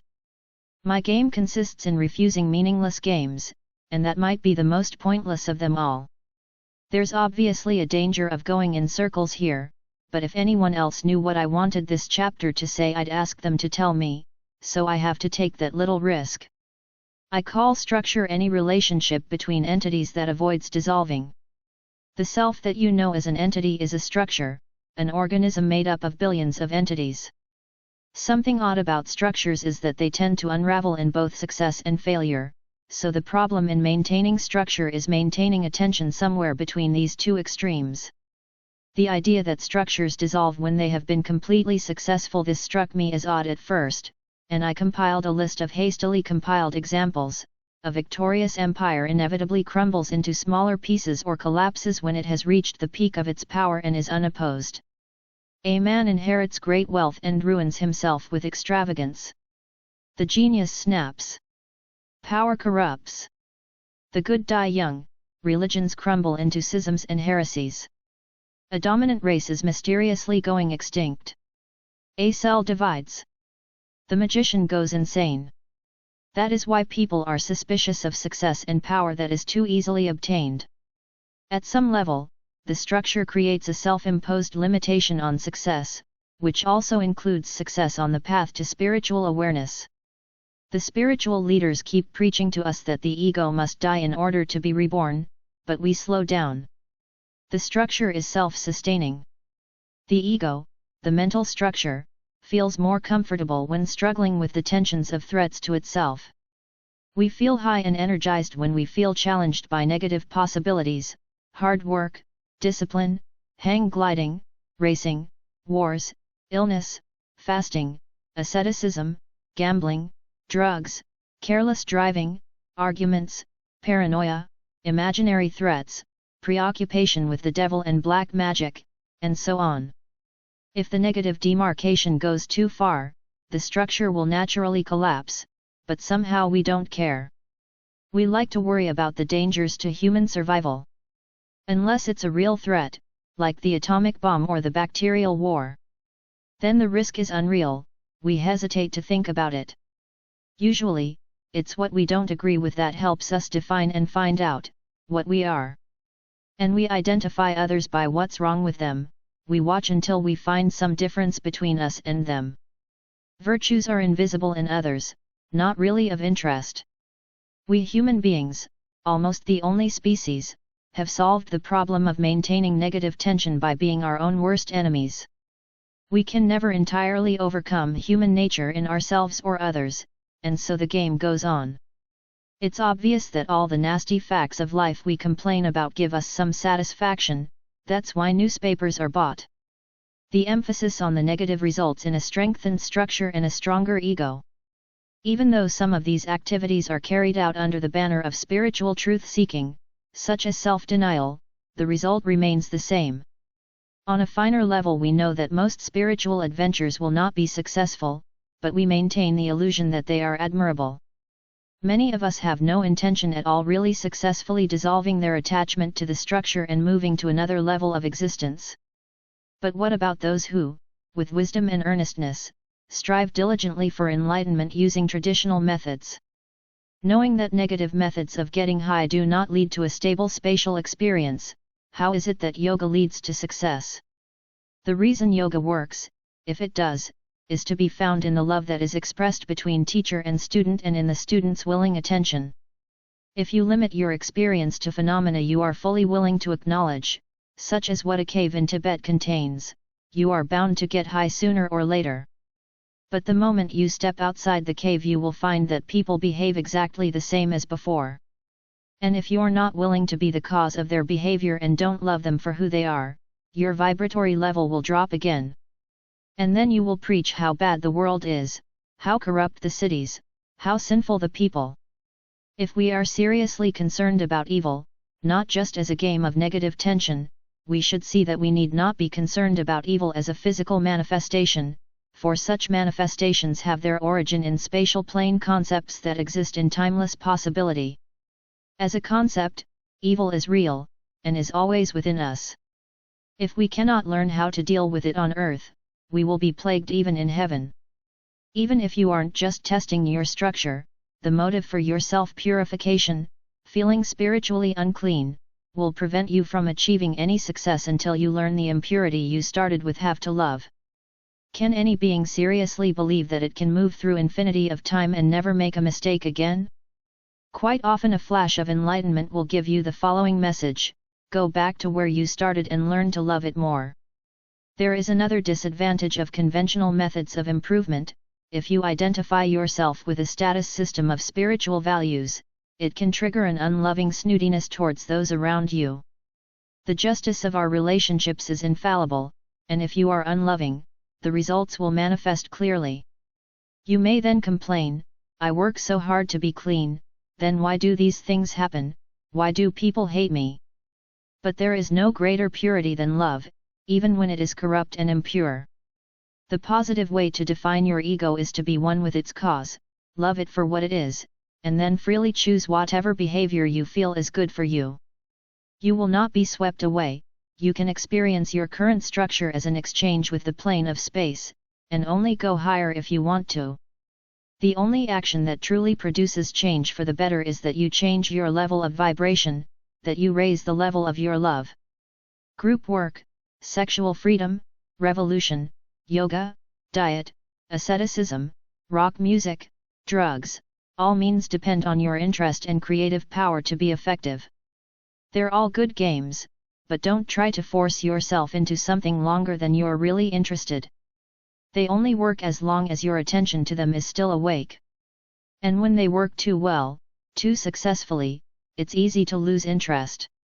When you feel your structure shifting into energy and then into space, it is very likely that you will back out unless you accept what is happening and stabilize on a new level.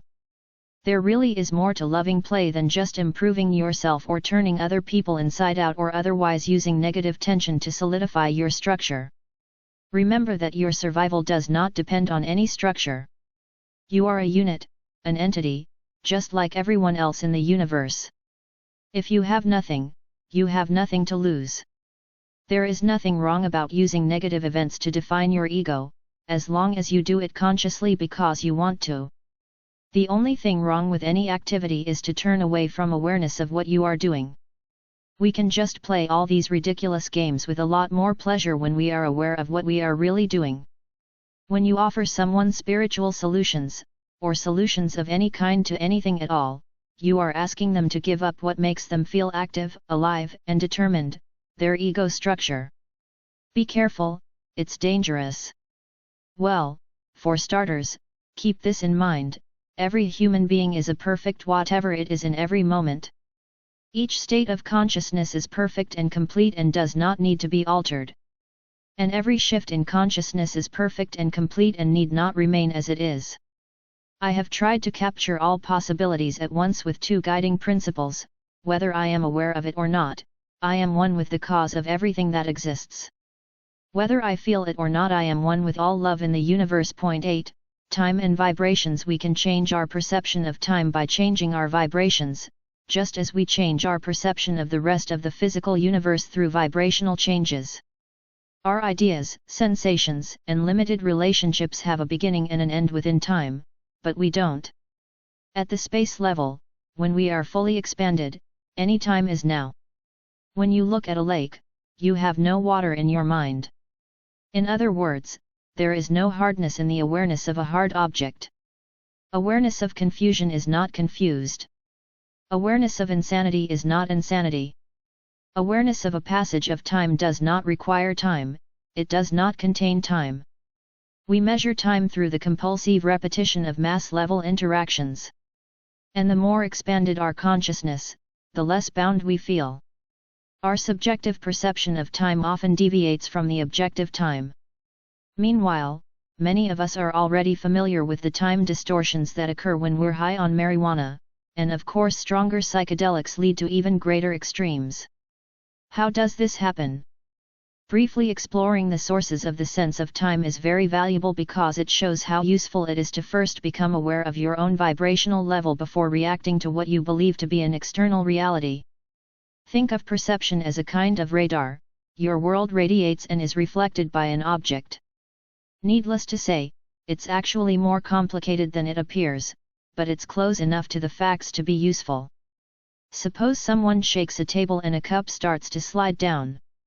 If your perceptual vibrations are very slow, your waves will send you a message of where the cup is when it begins to fall, a second impression when it's halfway to the ground, and a third when it hits the ground. But if your vibrations are rapid, you will get quite a number of impressions of the path the cup takes at the beginning of its fall, and you will feel that you have plenty of time to move your hand across and catch them if you want. Pay careful attention to that. Events seem to happen quickly when your vibrations are slow, and that you then feel things are happening too fast for you to control. And it could be that you feel even more compelled to try harder to get control of it. Maybe you're trying to get into the habit of orderly behavior and rejecting disorderly people. That's one of the roots for the power trip. You may also try to stay away from confusing events by moving to the country, or you may switch off your consciousness with hard drugs or alcohol. However, the faster you vibrate and the more impressions you get back from your surroundings, the slower the course of all events will appear, and the sooner you will have the feeling to stand above. The more you love, the faster you vibrate and the less you feel the need to control anything, and you don't fear change and variety. You experience everything deeper and slower and more loving. The greater the ratio of expansion and contraction within you, the more expanded and loving you are, the faster you vibrate. The secondary reality is useful in this sense that it will always give you a clear picture of your vibratory level. When the world looks fair and safe, you swing fast. If it looks gloomy, boring, or scary, then you are swinging slowly, and you need to love yourself for swinging too slowly. Inside or out, you never need to change what you see, just the way how you see it. It is useless to try to escape from a difficulty by contracting your consciousness. You're going to have to climb back up every hill you roll down, you're going to have to do it sooner or later, in this life or another, for your true nature is timeless. Never impulsively divert your attention from a scene because it looks ugly, uncomfortable, or painful. Make a conscious decision. It's enough if you put it into words, to love yourself because you find her repulsive. If possible, keep your attention on it until it becomes beautiful, or at least until you've become indifferent to it.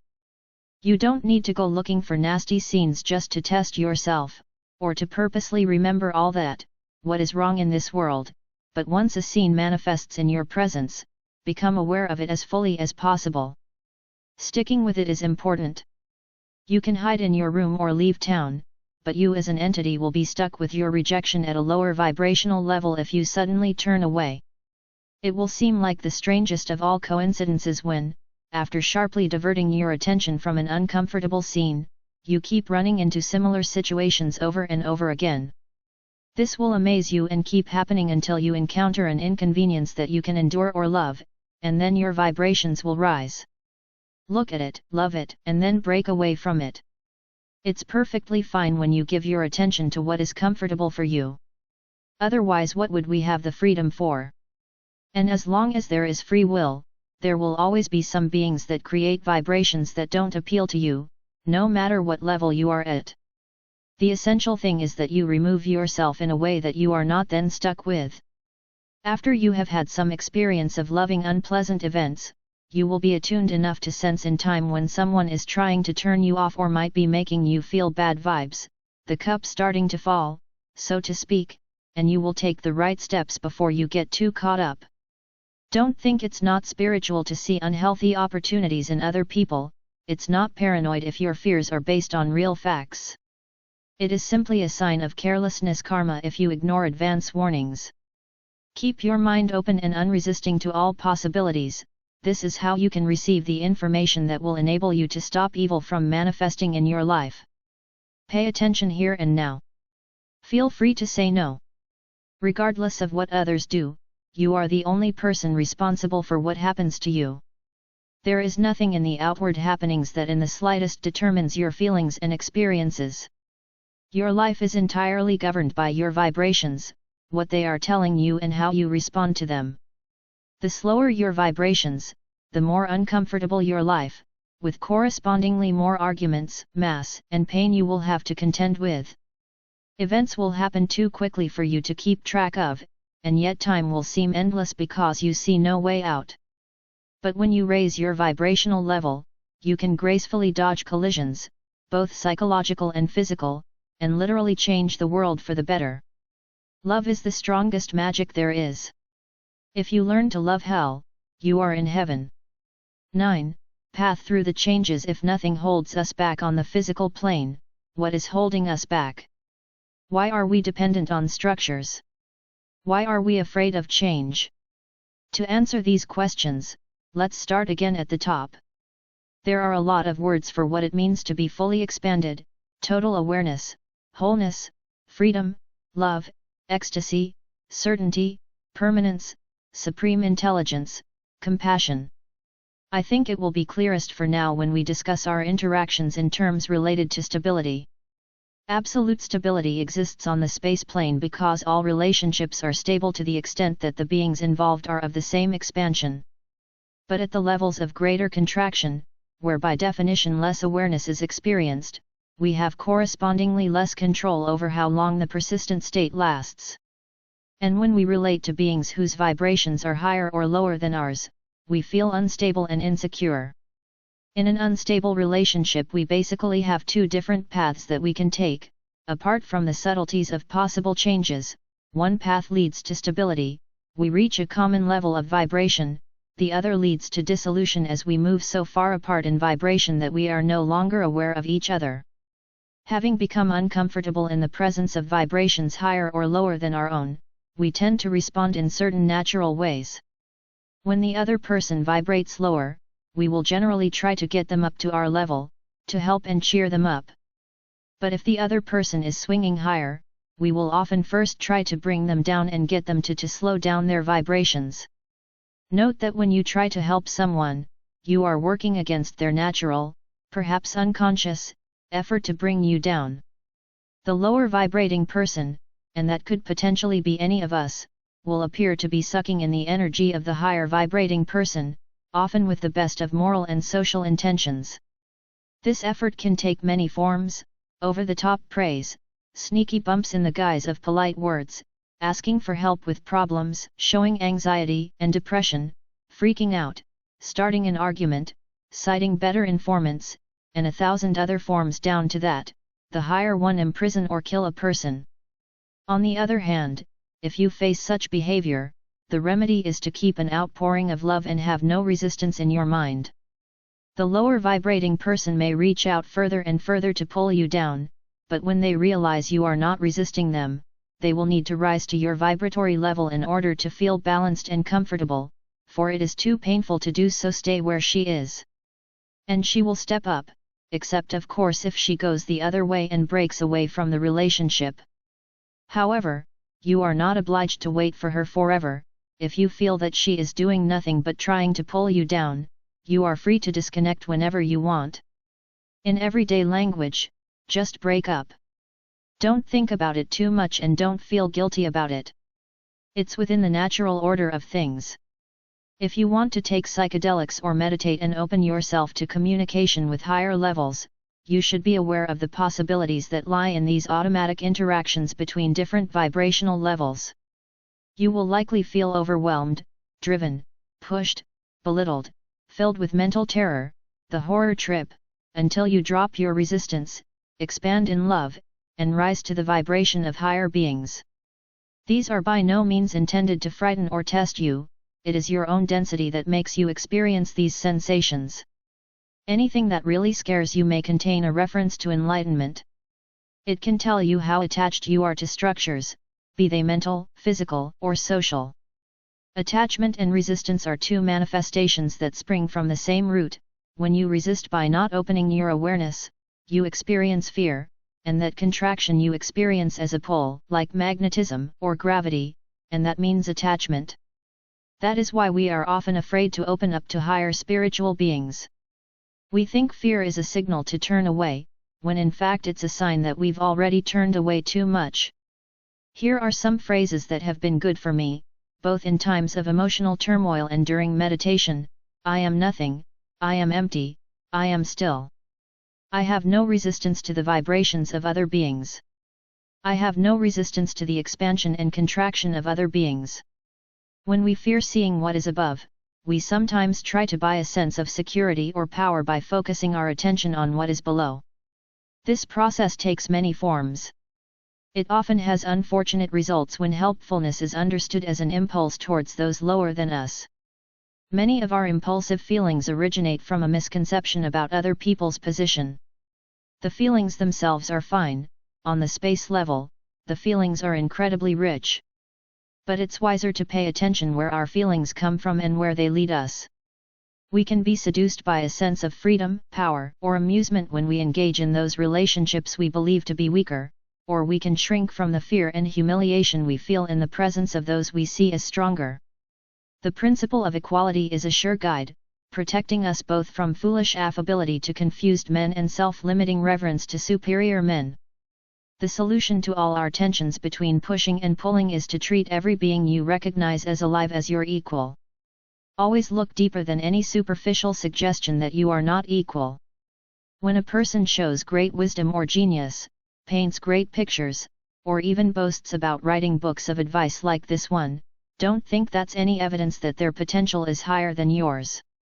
Know that whatever anyone else has ever done, you can do too, not in the sense that it would belittle him, but you will be valued. Don't admire him excessively, that separates you. Let him be what he is, love him as your brother, enjoy his creations, treat him as an equal. And whatever you might see on a psychedelic trip, just say, I'm equal to this, we're all equal to this. On the other hand, when one brings forth physical and mental sickness, humiliation and distress, helplessness and despair, just don't think that this is any evidence that his potential is less than yours. Know that whatever you have ever done, he can do too. Don't blindly agree with his game, don't react as if what he is doing is real. Let him be what he is, love him as your brother, feel compassion for him, treat him as an equal. Start with the knowledge that he can get himself out of it. Don't necessarily just ignore him, though, unless you know he's been putting on the same show over and over again ad nauseum. Your attention is always life-giving, it will make him feel held and loved, and he can go higher from there if he wants. You can even tell him directly that you do not believe in his game. Do this while bandaging his wounds, feeding him, or giving him money. Don't act like you're superior to him, you're not, you're his equal. Ignore the sin and love the sinner. It's not a personal insult to you when someone disagrees with you, it's a measure of their pain. He shows you how much he suffers and how much compassion he needs. But don't forget that not all victims are innocent. In a certain karmic sense, no victim is innocent, but that doesn't mean we shouldn't help them, for it is our destiny to be in relationship with them, and how we behave determines our own karma. But we should help in a way that does not bind us to lower vibrations. That is, we should give what we expect to get ourselves, good or bad, in the same circumstances, and begin with the knowledge that all beings are equal. As long as we still believe that there are people who are greater or lesser than ourselves, we will tend to cling even more firmly to our usual vibrational level. We will be attached to the people who make us feel at home. We will be stuck in our ideas, our emotional habits, our jobs, our bodies. We will be afraid to shift because we fear the experiences of instability we have when trying to reach a higher level. We will be afraid of falling to a lower level if we give up our usual stability. Once you begin to behave knowing that no being is greater or lesser than you, then you are free to shift, for you will feel stable no matter what level you are on. You will feel calm and sure of yourself with or without a body, with or without a job, brain, a book to read or a book to write. When we divert our awareness from the expansion of others and direct our attention to the contraction of others, we bind ourselves to the world of matter.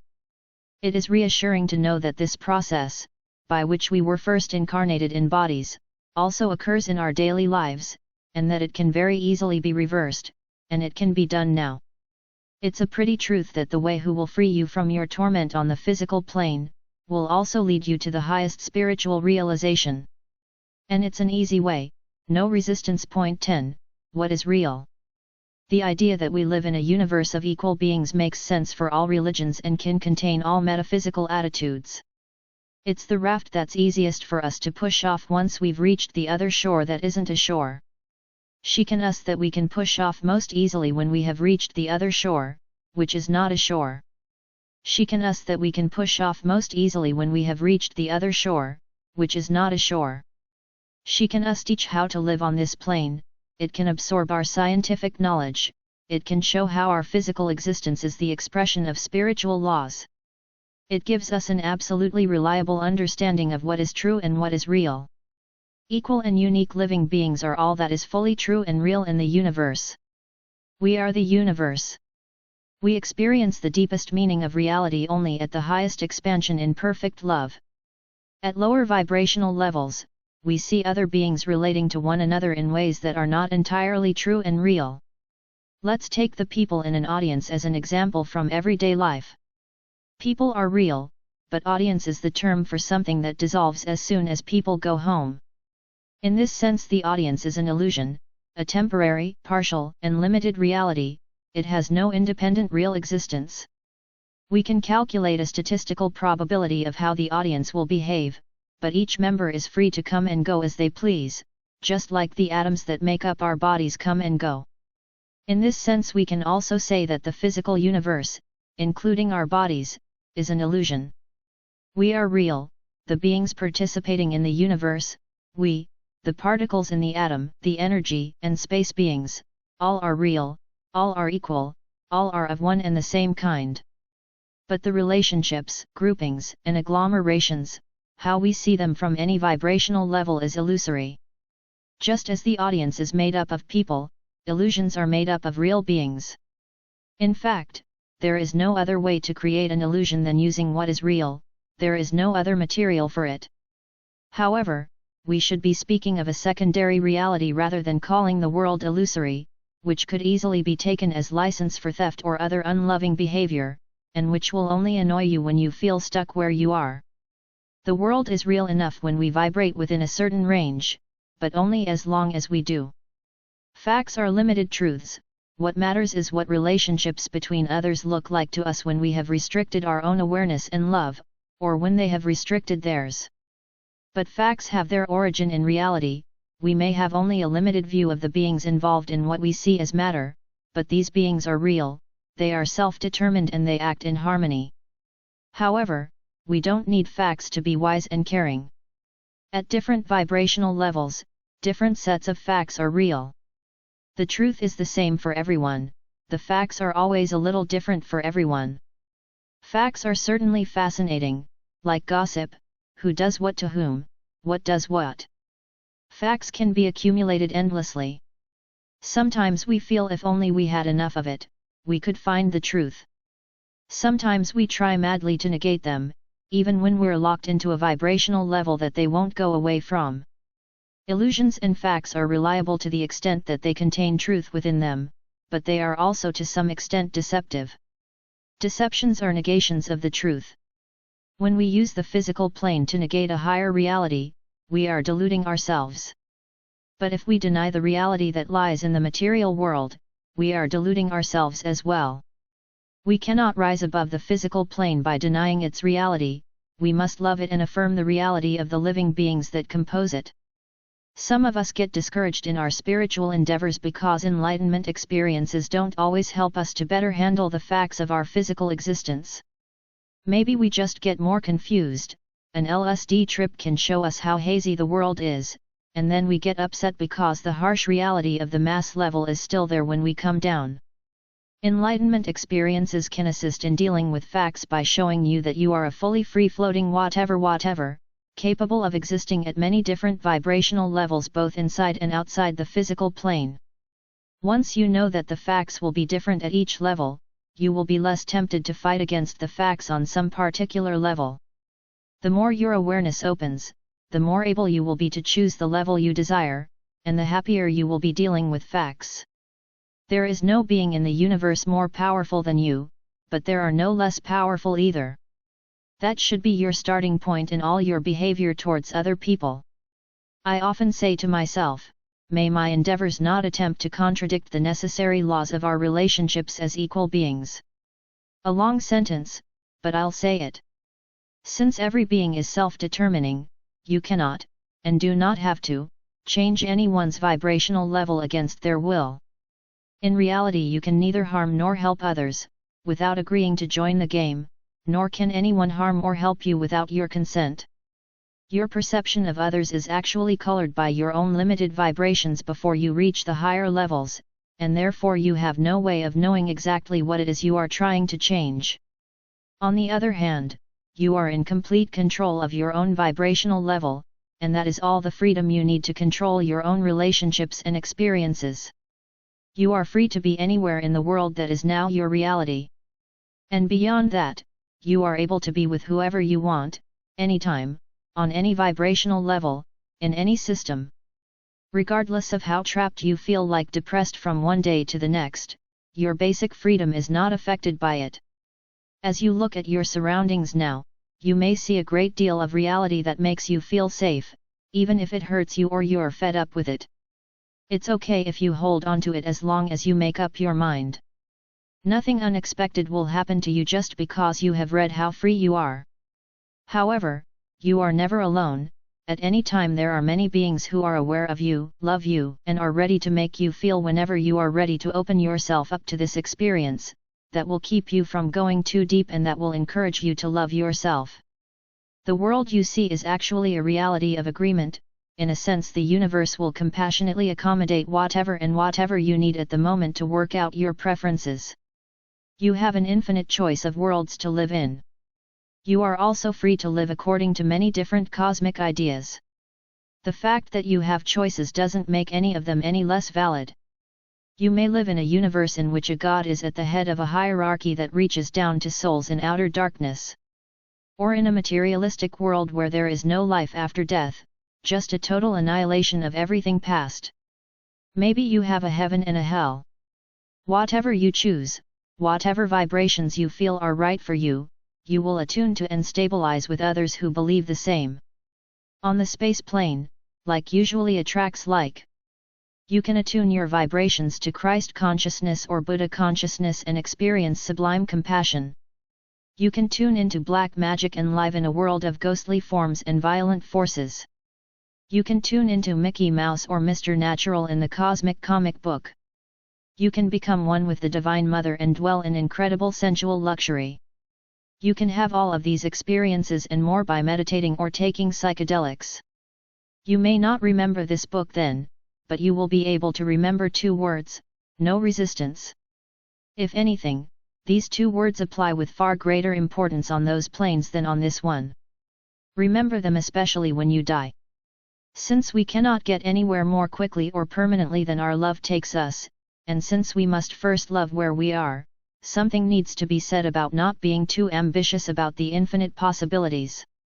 But it is nice to know that there is more to it than what you are seeing right now, and that you can experience your current reality at much more intense levels of pleasure and well-being. Point 11. How to attain it. There are many ways to enlightenment. Some of us who have reached some degree of enlightenment in our expansion thereafter preached the dogmatic certainty of a special path. But enlightenment doesn't care how you achieve it. And if you don't think about it in paradise, don't worry about it now.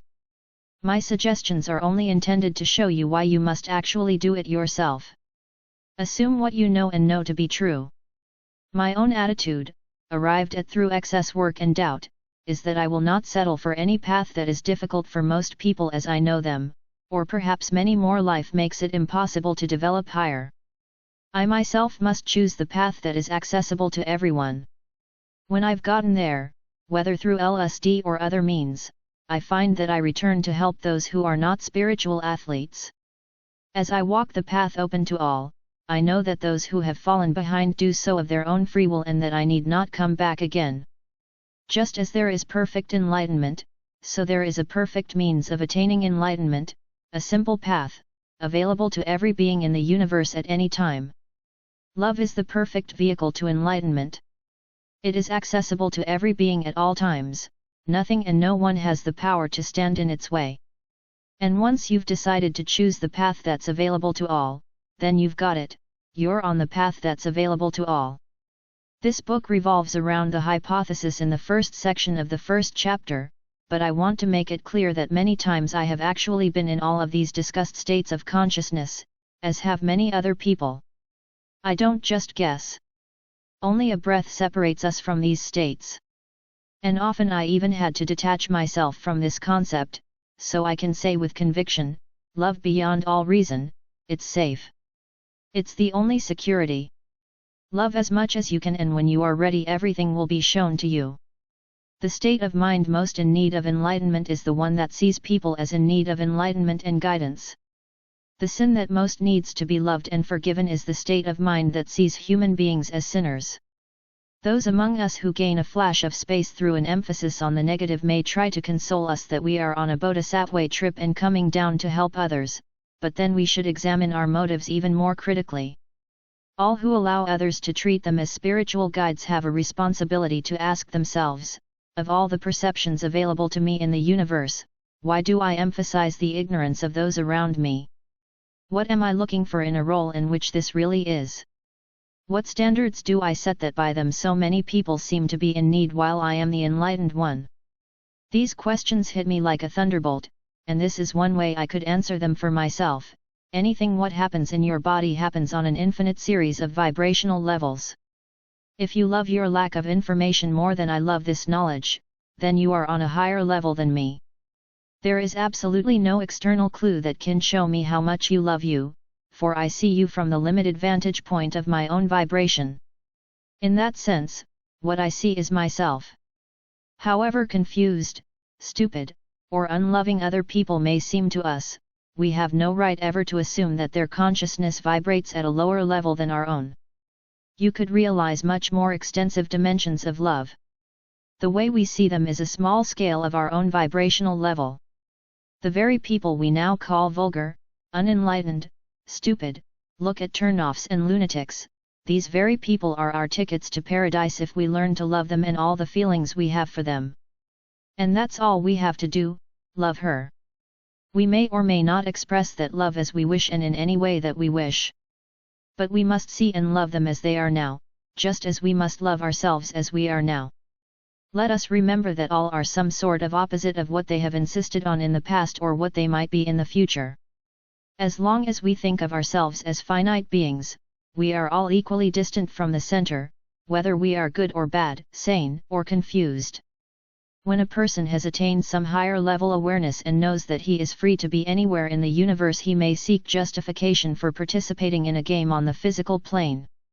The most flattering way for him to describe his need is to see himself as a savior, a bringer of enlightenment, purity, and virtue. No one, not even himself, will doubt his motives and accomplishments. Isn't he doing exactly what he claims to be doing? If others fail to reach his height, that's not his fault, and so he keeps the game going forever. It always renews itself as long as he is not willing to see that it is his own vibrations that so accentuate the evil and ignorance he finds everywhere. The more he hates evil, the more evil there will be to hate. The more he advises people to resist the material world, the more he binds them to it. And even these remarks are the result of my own resistance to the fallacy of resisting evil. This is a perfect example of how we are always guilty of what we condemn in others. What we see is always ourselves. There is no use trying to improve anyone's behavior. If he knew what he was doing, he wouldn't do it, certainly, but he is as capable of knowing as we are. If he doesn't see it of his own free will, is he more likely to do so if we tell him? By denying him his freedom to be on the wrong track, we are on the wrong track ourselves. Allowing others the freedom to be stupid is one of the most important and difficult steps on the road to spiritual advancement. How convenient that we have the opportunity to take this step all around us every day. Those of us who claim to be more knowledgeable than our fellows and report more enlightened experiences have more to explain precisely because we know more. This book is the description and correction of my own ignorance. And beyond the information given in it, I'm trying to show how a person can deal with experiences like mine without imposing alien trips on those around them. Whenever we pass on what is shown to us, we must do so with the same all-encompassing love with which it was shown to us. We are only facilitators of spiritual joy, and in order to continue having it we need only be open facilitators. If we keep looking at the higher light, our view of those around us will become distorted, like looking at the sun. But if we let the light shine over our shoulders, if it penetrates us, we will see the beauty of others, we will open ourselves to the light that shines through all forms and see the glory of creation.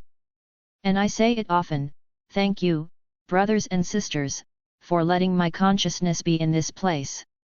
As long as we have enough humility and pride to act on the knowledge that we exist in infinite harmony, that we are neither greater nor less than others, we can enjoy exquisite spiritual riches and pleasures. Let each gem remind you of the diamond-like light of love. Know that the most insignificant kindness is a facet in the infinite jewel of enlightenment. 12. A fable. Once upon a time there was an old king who lived in a palace. In the center of a golden table in the great hall sparkled and flashed a great, beautiful jewel. During the life of this king, the stone shone more and more resplendent day by day. One day a thief stole the stone, ran out of the palace with it and hid in the forest. As he looked at the stone, his heart trembling with joy, to his great astonishment the face of the king appeared in it. "I came to thank you," said the king. "You have broken my bond with the earth. I had thought I would be liberated when I acquired the stone, but then realized that I would only be liberated if I gave it to someone else with a pure heart. Every day of my life I polished this stone until finally the day dawned when it became so beautiful that you stole it, and I passed it on and am redeemed. The gem you now hold in your hands is the stone of understanding. Neither by hiding it and only hinting that you own it, nor by displaying it with vanity, can you add to its beauty. His beauty comes from the awareness that others have of him. Honor those who give it beauty. When I acquired the stone, but then I realized that I would only be saved if I gave it to someone else with a pure heart. Every day of my life I polished this stone until finally the day dawned when it became so beautiful that you stole it, and I passed it on and am redeemed. The gem you now hold in your hands is the stone of understanding. Neither by hiding it and only hinting that you own it, nor by displaying it with vanity, can you add to its beauty. His beauty comes from the awareness that others have of him. Honor those who give it beauty. When I acquired the stone, but then I realized that I would only be saved if I gave it to someone else with a pure heart. Every day of my life I polished this stone until finally the day dawned when it became so beautiful that you stole it, and I passed it on and am redeemed. The gem you now hold in your hands is the stone of understanding. Neither by hiding it and only hinting that you own it, nor by displaying it with vanity, can you add to its beauty. His beauty comes from the awareness that others have of him. Honor those who give it beauty. Every day of my life I polished this stone until finally the day dawned when it became so beautiful that you stole it, and I passed it on and am redeemed. The gem you now hold in your hands is the stone of understanding. Neither by hiding it and only hinting that you own it, nor by displaying it with vanity, can you add to its beauty. His beauty comes from the awareness that others have of him. Honor those who give it beauty. Every day of my life I polished this stone until finally the day dawned when it became so beautiful that you stole it, and I passed it on and am redeemed. The gem you now hold in your hands is the stone of understanding. Neither by hiding it and only hinting that you own it, nor by displaying it with vanity, can you add to its beauty. His beauty comes from the awareness that others have of him. Honor those who give it beauty. Even if you display it full of vanity, you can add to its beauty. His beauty comes from the awareness that others have of him. Honor those who give it beauty. Even if you display it full of vanity, you can add to its beauty. His beauty comes from the awareness that others have of him. Honor those who give it beauty. https://www.2google.com/0012yy Without something wouldn't even be nothing. The philosophy behind physics. Why isn't nothing? It is undisputed that there is nothing, because otherwise we would not be here either. However, since something is there, there has never been absolutely nothing, because if there had ever been absolutely nothing, it would always have stayed that way, because then of course there would not have been a mechanism that could ever have changed this state. Because even the slightest mechanism would already be more than nothing. A something was therefore always there, because if this something had come into existence, there would have been nothing before it came into existence and, for lack of a possibility of change, it would always have stayed that way. But why hasn't nothing happened without exception and always stayed that way? Well, where would there have been nothing without exception? Invariably nothing, the absence of everything, does not contain a dimension from which it could have been absent, because a dimension would already be more than nothing. And when would there have been absolutely nothing? Of course, absolutely nothing does not include a time in which everything could have been absent, because a time would also already be more than nothing. There could never have been absolutely nothing theoretically, because a theory would also be more than nothing. In general, there has never been a state of nothing without exception, the absence of everything, because an absence would also be more than nothing. What could have been absent relative to what, and when and where? Then the cat bites its tail. Without exception, nothing has never been possible. A something has always been there, because without something there wouldn't even be anything. This something causes an error in nothing and thereby causes the existence of an erroneous nothing. By faulty we don't mean wrong or defective, but an exception to the rule. Page 1 of 72kugel.com. Something and nothing. The something, a single, unintentional, meaning-free something was always there.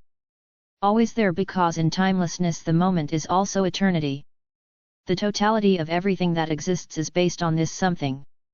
According to the principle of relativity, without a reference point, this something is both there and not there.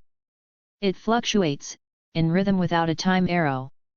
The fluctuation causes an irregularity in the theoretical absoluteness of the nothing and thereby also enables a real existence of a nothing. The nothing only exists in connection with a something. Without this something there would not even be nothing. The nothing, infinitely many theoretical possibilities.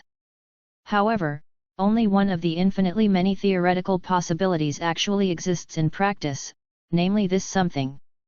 For if that something did not exist as a possibility in practice, no further theoretical possibilities could ever become practically possible. Unless theoretical possibilities could become practically possible, they would not exist in theory either. It wouldn't even be nothing then. Something and nothing are therefore the lowest common denominator. Smaller would be less than nothing, so the lowest common denominator also includes everything. And that's how we see it too. In both the micro, meso, and macrocosm we observe a mixture of something and nothing. Lowest common denominator. Duality, everything is dual, something/nothing. Complementarity, something is the opposite of nothing, nothing is the opposite of something. A something causes an irregularity in nothing and thereby causes the foundation of the basic principle, imperfection. The something cannot withdraw itself from the principle it causes and is therefore also imperfect. Nothing carries a something as its opposite, something carries a nothing as its opposite. Both cause an irregularity in the regularity of the other. The duality as complementarity, the duality is complementary, roughly symbolized in the yin-yang. The nothing carries a something, the something carries a nothing. A something is the exception to nothing, a nothing is the exception to something. Whatever happens after the Big Bang will be imperfect, because its lowest common denominator is already imperfect. That's why nothing can ever be perfect. Everything remains imperfect. From the smallest to the largest, everything remains flawed. By defective is not meant wrong or defective, but an exception to the rule, an irregularity in regularity, an asymmetry in symmetry, an imperfection in perfection, a fluctuation in vibration, an ambiguity in certainty, an inaccuracy or blurring or to the point, a disorder in the order. Imperfection is the basis of everything.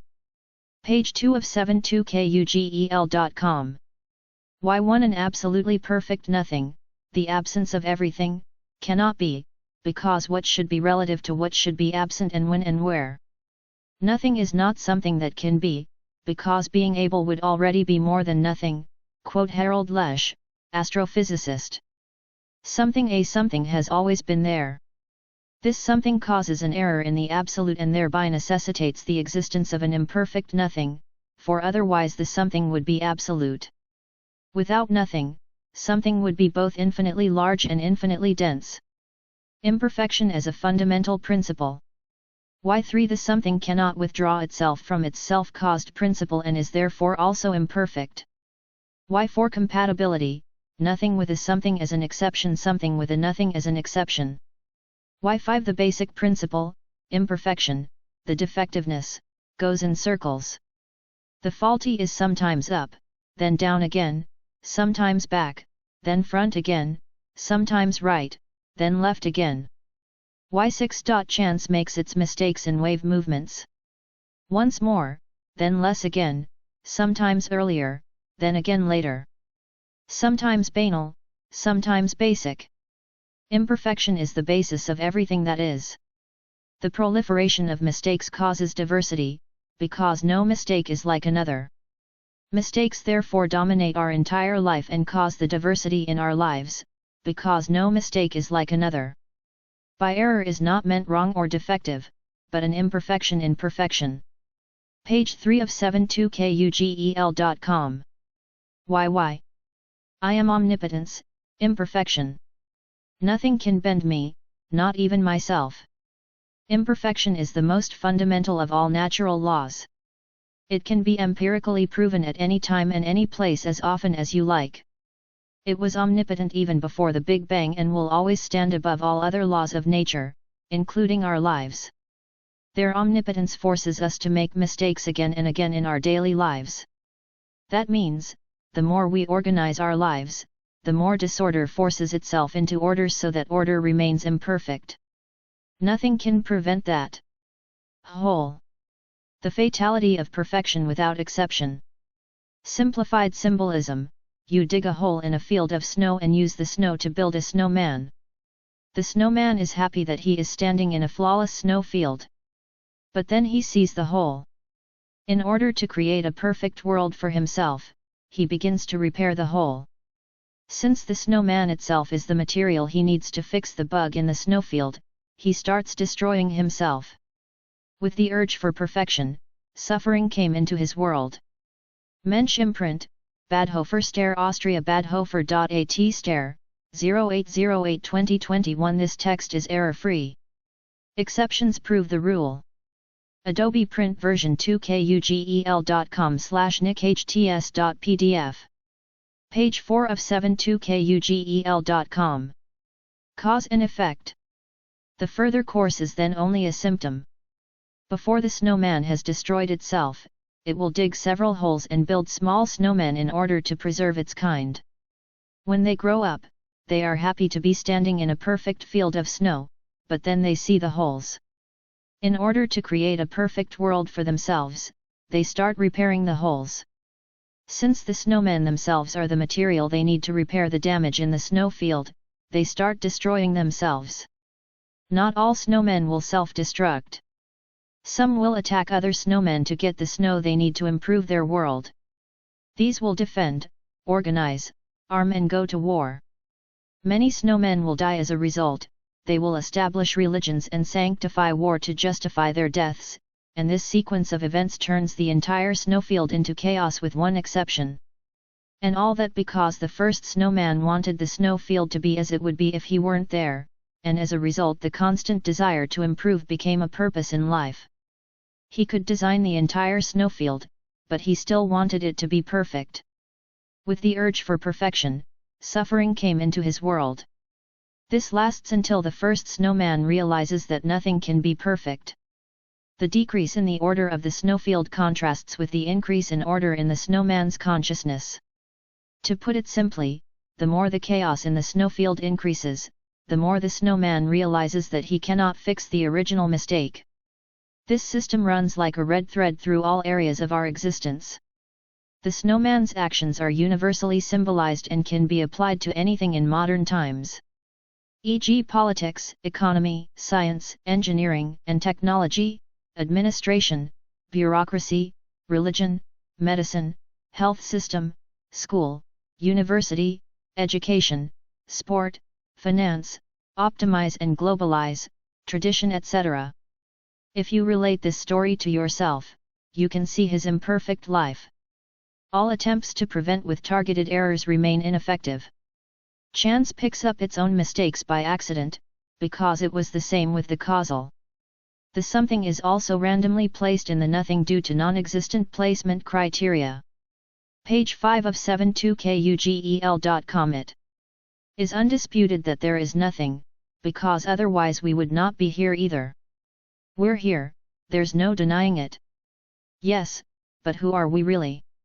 We, that something, are the exception in the void. We are there because there is no other possibility than to be there, because if we weren't there, there wouldn't even be anything. But why are we alive? Life is the exception in the lifeless. Without life there is no life, without life there is no something, without something there is nothing. Without us there wouldn't even be anything. And where are we from? We've always been there, but we're not aware of it. And what are we doing here? We are here to make ourselves aware. In us and around us any number of possibilities with which we can become aware. Nobody is like another. Therefore, everyone can only be aware of their own possibilities. Of course not perfectly. And where are we going next? We always stay there, but we don't know that yet. Nothing and nobody can be irrevocably lost, because even the lifeless cannot eliminate its exception, life. If the lifeless were to remedy life, it would thereby remedy itself. But who are we really? This question remains unanswered. Even self-knowledge remains imperfect forever. Asterisk. Nothing can be error-free, because the something already causes an error in the nothing in the causal. Imperfection is therefore the basic principle of all beings. The whole is an exception to this rule. As a whole, all beings are absolute. If the details weren't flawed, the whole couldn't be perfect. That's what the principle demands. The more intelligently you perfect something, the more primitive mistakes chance makes in the details so that the whole can remain perfect. That's the principle. Only through our mistakes are we perfect. Therefore causality cannot be perfect either. The something is both there and not there in the absence of a reference point. It fluctuates in beat perfectly, with one exception. A fluctuation happened to be out of step. The something was there again, although it wasn't gone yet, symbolically. The collision with itself as the Big Bang. The Big Bang had no causal cause. A fluctuation happened randomly, because the causality is not absolute either, spontaneous coincidences. But coincidence cannot be perfect either. The imperfection of chance makes free will possible. From the point of view of causality, a free decision is a consciously brought about coincidence and thus a faulty coincidence. Therefore, the less we fix what happened to us by chance, both the good and the bad, the freer our will is, because simply not fixing the accident brings freedom into our lives. Because causality is not absolute either, spontaneous coincidences. But coincidence cannot be perfect either. The imperfection of chance makes free will possible. From the point of view of causality, a free decision is a consciously brought about coincidence and thus a faulty coincidence. Therefore, the less we fix what happened to us by chance, both the good and the bad, the freer our will is, because simply not fixing the accident brings freedom into our lives. Because causality is not absolute either, spontaneous coincidences. But coincidence cannot be perfect either. The imperfection of chance makes free will possible. From the point of view of causality, a free decision is a consciously brought about coincidence and thus a faulty coincidence. Therefore, the less we fix what happened to us by chance, both the good and the bad, the freer our will is, because simply not fixing the accident brings freedom into our lives. The more we live with chance, the more freedom our life gives us. Page 6 of 72kugel.com. The motionless mover. The principle of relativity. Every uniform straight-line movement is relative and can only relate to one reference point.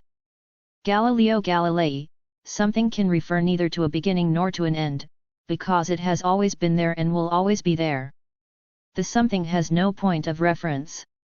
A property of something could actually not be defined at all if it weren't for the principle of relativity, which says, a movement can only relate to one point of reference.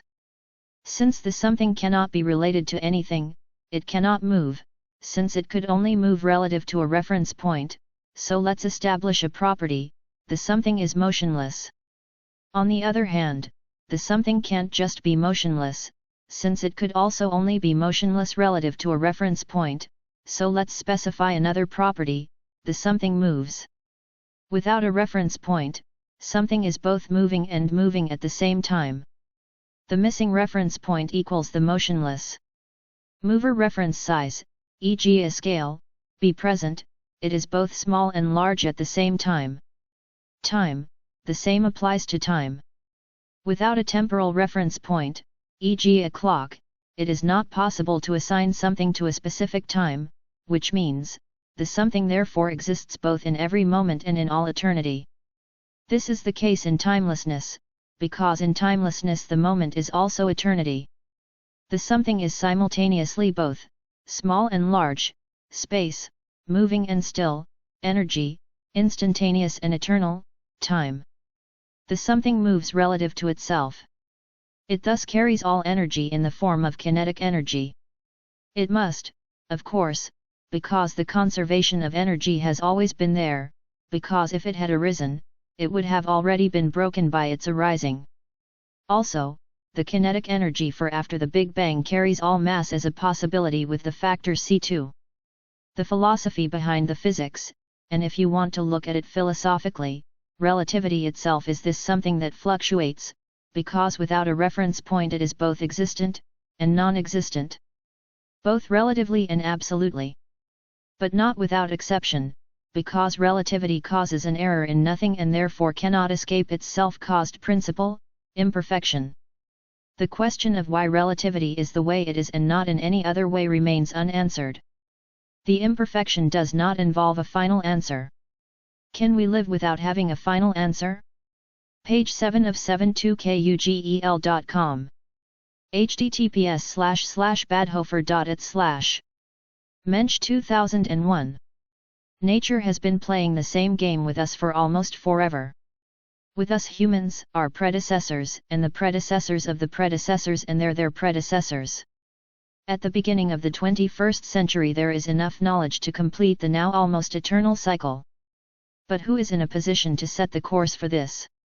It is in the nature of things that there are no well-trodden paths for an opportunity that has never existed before. Also, it's not really within anyone's competence. There is also no really urgent need for action.